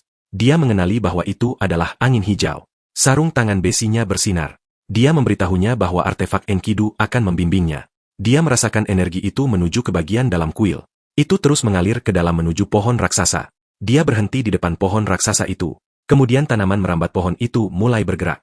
Itu mengejutkannya. Tapi tanaman itu berhenti perlahan di depannya untuk memberinya sesuatu. Matanya membelalak melihat apa yang dia lihat. Itu adalah jantung naga, Dragon Heart, sumber mana yang dimiliki setiap naga, jantung naga. Sekarang dia menyadari bahwa pecahan Enkidu berkaitan dengan itu. Angin hijau muncul dan memberitahunya bahwa dataran Enger telah memelihara perdamaian untuk waktu yang sangat lama melalui sihir Watcher Enkidu dan kuil itu adalah pusat dari sihir itu. Itu lahir dari pecahan Enkidu dan jika tempat itu dihancurkan, pecahannya akan hancur. Dia memerintahkannya untuk membangkitkan sihir tua Enkidu yang tertinggal di kuil dan menghentikan itu terjadi. Sementara itu, di luar kuil, Savage Ace memerintahkan pasukan mereka untuk tidak mundur. Mereka tidak boleh membiarkan musuh memasuki kuil. Karak terus bertarung. Begitu juga dengan Karma. Angin hijau memohon pada Pangeran ke-9 untuk melindungi dataran Enger dan anak-anaknya dengan sihir yang tertinggal. Shutra menerima jantung naga itu dan dia dipindahkan ke tempat yang berbeda. Awalnya dia bingung karena ada seekor naga di depannya. Dia tahu itu adalah Watcher Enkidu. Matanya bersinar. Kemudian dia menawarkan kekuatannya kepadanya. Itu membuat kuil bersinar terang dan cahaya itu bahkan melesat ke langit. Itu menarik perhatian para centaur bahkan di tengah pertarungan. Rahang mereka jatuh. Karak memikirkan pangerannya. Tanaman merambat besar yang tebal muncul dari tanah dan tumbuh lebih tinggi dan lebih besar. Itu membentuk sesuatu. Ketika selesai, itu membentuk makhluk kayu berkaki dua dan menargetkan Cassius. Itu menyerang tanpa ragu-ragu dan Cassius tertangkap basah. Mereka tidak punya kesempatan untuk menghindar atau lari. Makhluk-makhluk kayu itu terus menipiskan jumlah mereka sampai angin hijau merasakan bahwa sihir Enkidu telah bangkit. Dia dengan tulus berterima kasih kepada pangeran. Tapi Shutra masih memegang jantung naga. Itu membuat angin hijau mundur. Dia tidak tahu apa yang sedang terjadi. Dia mempertanyakan kenapa mana Enkidu mengalir ke Shutra. Dia bertanya apakah dia mencoba menyerap kekuatan Enkidu. Tapi sepertinya Shutra bukan dirinya sendiri. Dia menyuruhnya berhenti. Jika dia terus begitu, tubuhnya tidak akan bisa menahannya. Shutra diberitahu oleh sistem bahwa levelnya meningkat. Pipinya tergores, tapi sembuh seketika. Angin hijau melihatnya terjadi. Sistem terus-menerus memberitahunya tentang kenaikan levelnya. Dan Shutra mendengar sekali lagi bahwa dia harus menaklukkan, untuk menundukkan dan membuat mereka berlutut dalam kepatuhan. Bahkan jika itu adalah sisa-sisa yang tertinggal dari seekor naga tua, itu akan tetap berlutut di hadapannya. Jantung naga bergabung ke dalam jantungnya, dan itu menyebabkan cahaya yang menyilaukan muncul, dan akhirnya mereda. Shutra mengistirahatkan tangannya di pahanya untuk menopang dirinya sendiri. Cahaya dari tubuhnya perlahan meredup dan ketika dia membuka matanya, dia disebut Ksatria Penakluk dan dia telah memperoleh skill pasif yang disebut Tubuh Naga, Dragon Body, level 1. Dia juga memperoleh skill Darah Naga, Dragon Blood, dan kekebalan terhadap semua racun, Immunity to All Poisons, level 1. Dia mendapatkan subkelas lain yaitu Dragonborn. Itu adalah makhluk yang telah membangkitkan gen naga dan dapat menggunakan sihir naga. Meskipun merupakan hibrida dari Draconian dan Asura, warisan resesif Zephyr memungkinkannya membangkitkan gen naga. Angin hijau memberitahu Shutra bahwa dia memperoleh roh dan tubuh seekor naga. Dia bisa merasakan kekuatan Watcher Enkidu di dalam dirinya. Tapi dia tidak kecewa, karena bagaimanapun ini adalah kekuatan yang tidak bisa digunakan oleh siapapun. Itu disegel dan dibiarkan tertidur selama 1 milenium. Dia memanggilnya sebagai penerus Watcher Enkidu dan menyatakan bahwa dia punya satu keinginan. Dia bertanya apakah dia bisa melindungi dataran Enger dan anak-anaknya. Shutra tersenyum dan menjawab ya. Di luar kuil, makhluk-makhluk kayu terus bertarung. Banyak Cassius dijatuhkan, tapi mereka merasakan sesuatu. Seekor Cassius besar telah memotong satu makhluk kayu menjadi 2, dan itu mengintimidasi para centaur dengan mengaum keras. Shutra melihatnya dari atap kuil. Dia menyadari bahwa itu adalah yang mengomanda Cassius, jadi dia melompat turun dan mendekati Karak, karena ada sesuatu yang harus dia lakukan. Komandan Cassius terus menjatuhkan makhluk-makhluk kayu. Dia menggeram pada mereka. Dia merasakan sesuatu dan tiba-tiba dia ditinju oleh Shutra. Dia melakukan serangan balik, tapi Shutra mundur untuk menghindarinya. Untuk ukurannya, dia ternyata sangat lincah. Dia mengejar Shutra. Jadi, Shutra memposisikan dirinya untuk pukulan lain. Dia menggunakan tinju ledakan. Dampaknya membuat lengannya gemetar. Dia mengeluh tentang betapa tebal kulitnya, dan kemudian makhluk itu menyerangnya. Dia menyadari bahwa itu lebih keras dari yang dia duga. Bahkan tinju ledakan tidak mempan padanya. Dia memutuskan untuk menggunakan skill barunya. Dia mengaktifkan skill eksklusif untuk Dragonborn, Darah Naga. Itu membuat Earthwalker melepaskan sebagian dari kekuatan sejatinya. Dia mempertaruhkan segalanya pada satu serangan. Sang komandan hendak menyerangnya juga. Dia memberitahu Karak bahwa sekarang gilirannya. Dia memanggil Ksatria Raja, dan Karak muncul dari belakang komandan. Karak telah memukulnya di sisi kepala, dan dia menjadi lebih marah. Saat perhatiannya teralihkan, Shutra bergegas ke arahnya. Dia melihatnya mendekat. Serangan Shutra benar-benar berbeda dari sebelumnya. Dia menggunakan seni rahasia Earthwalker. Itu adalah gerakan yang sangat kuat. Dia menyebutnya piston raksasa, gigantic piston. Pukulannya membuat lubang besar di dada sang komandan. Rahang Savage Ace jatuh. Karak tampak bangga padanya. Musuh jatuh dan Shutra naik level. Sistem memberitahunya bahwa dia telah mengalahkan bos Drake Ogre Mustafa dan dia telah memperoleh gelar pembunuh Drake Ogre. Dia bertanya-tanya berapa banyak aura yang baru saja dia gunakan. Jika dia tidak naik level, dia pasti sudah pingsan. Untuk menggunakan skill pamungkas yang tertanam dalam senjata, dia akan membutuhkan skill kontrol gerakan khusus, tapi dia belum memilikinya. Dengan kata lain, piston raksasa bahkan bukan gerakan pamungkas sejati Earthwalker. Dia menyadari bahwa ada teknik yang lebih hebat lagi di dalam Earthwalker. Karak melaporkan kepadanya bahwa beberapa melarikan diri setelah orang itu jatuh. Savage Ace menebas beberapa dari mereka. Kemudian dia memerintahkan anak buahnya untuk mengejar mereka. Jika mereka membiarkan mereka lolos, mereka hanya akan kembali menyerang mereka lagi suatu hari nanti. Mereka mengejar mereka karena mereka bertekad untuk tidak membiarkan satu pun lolos.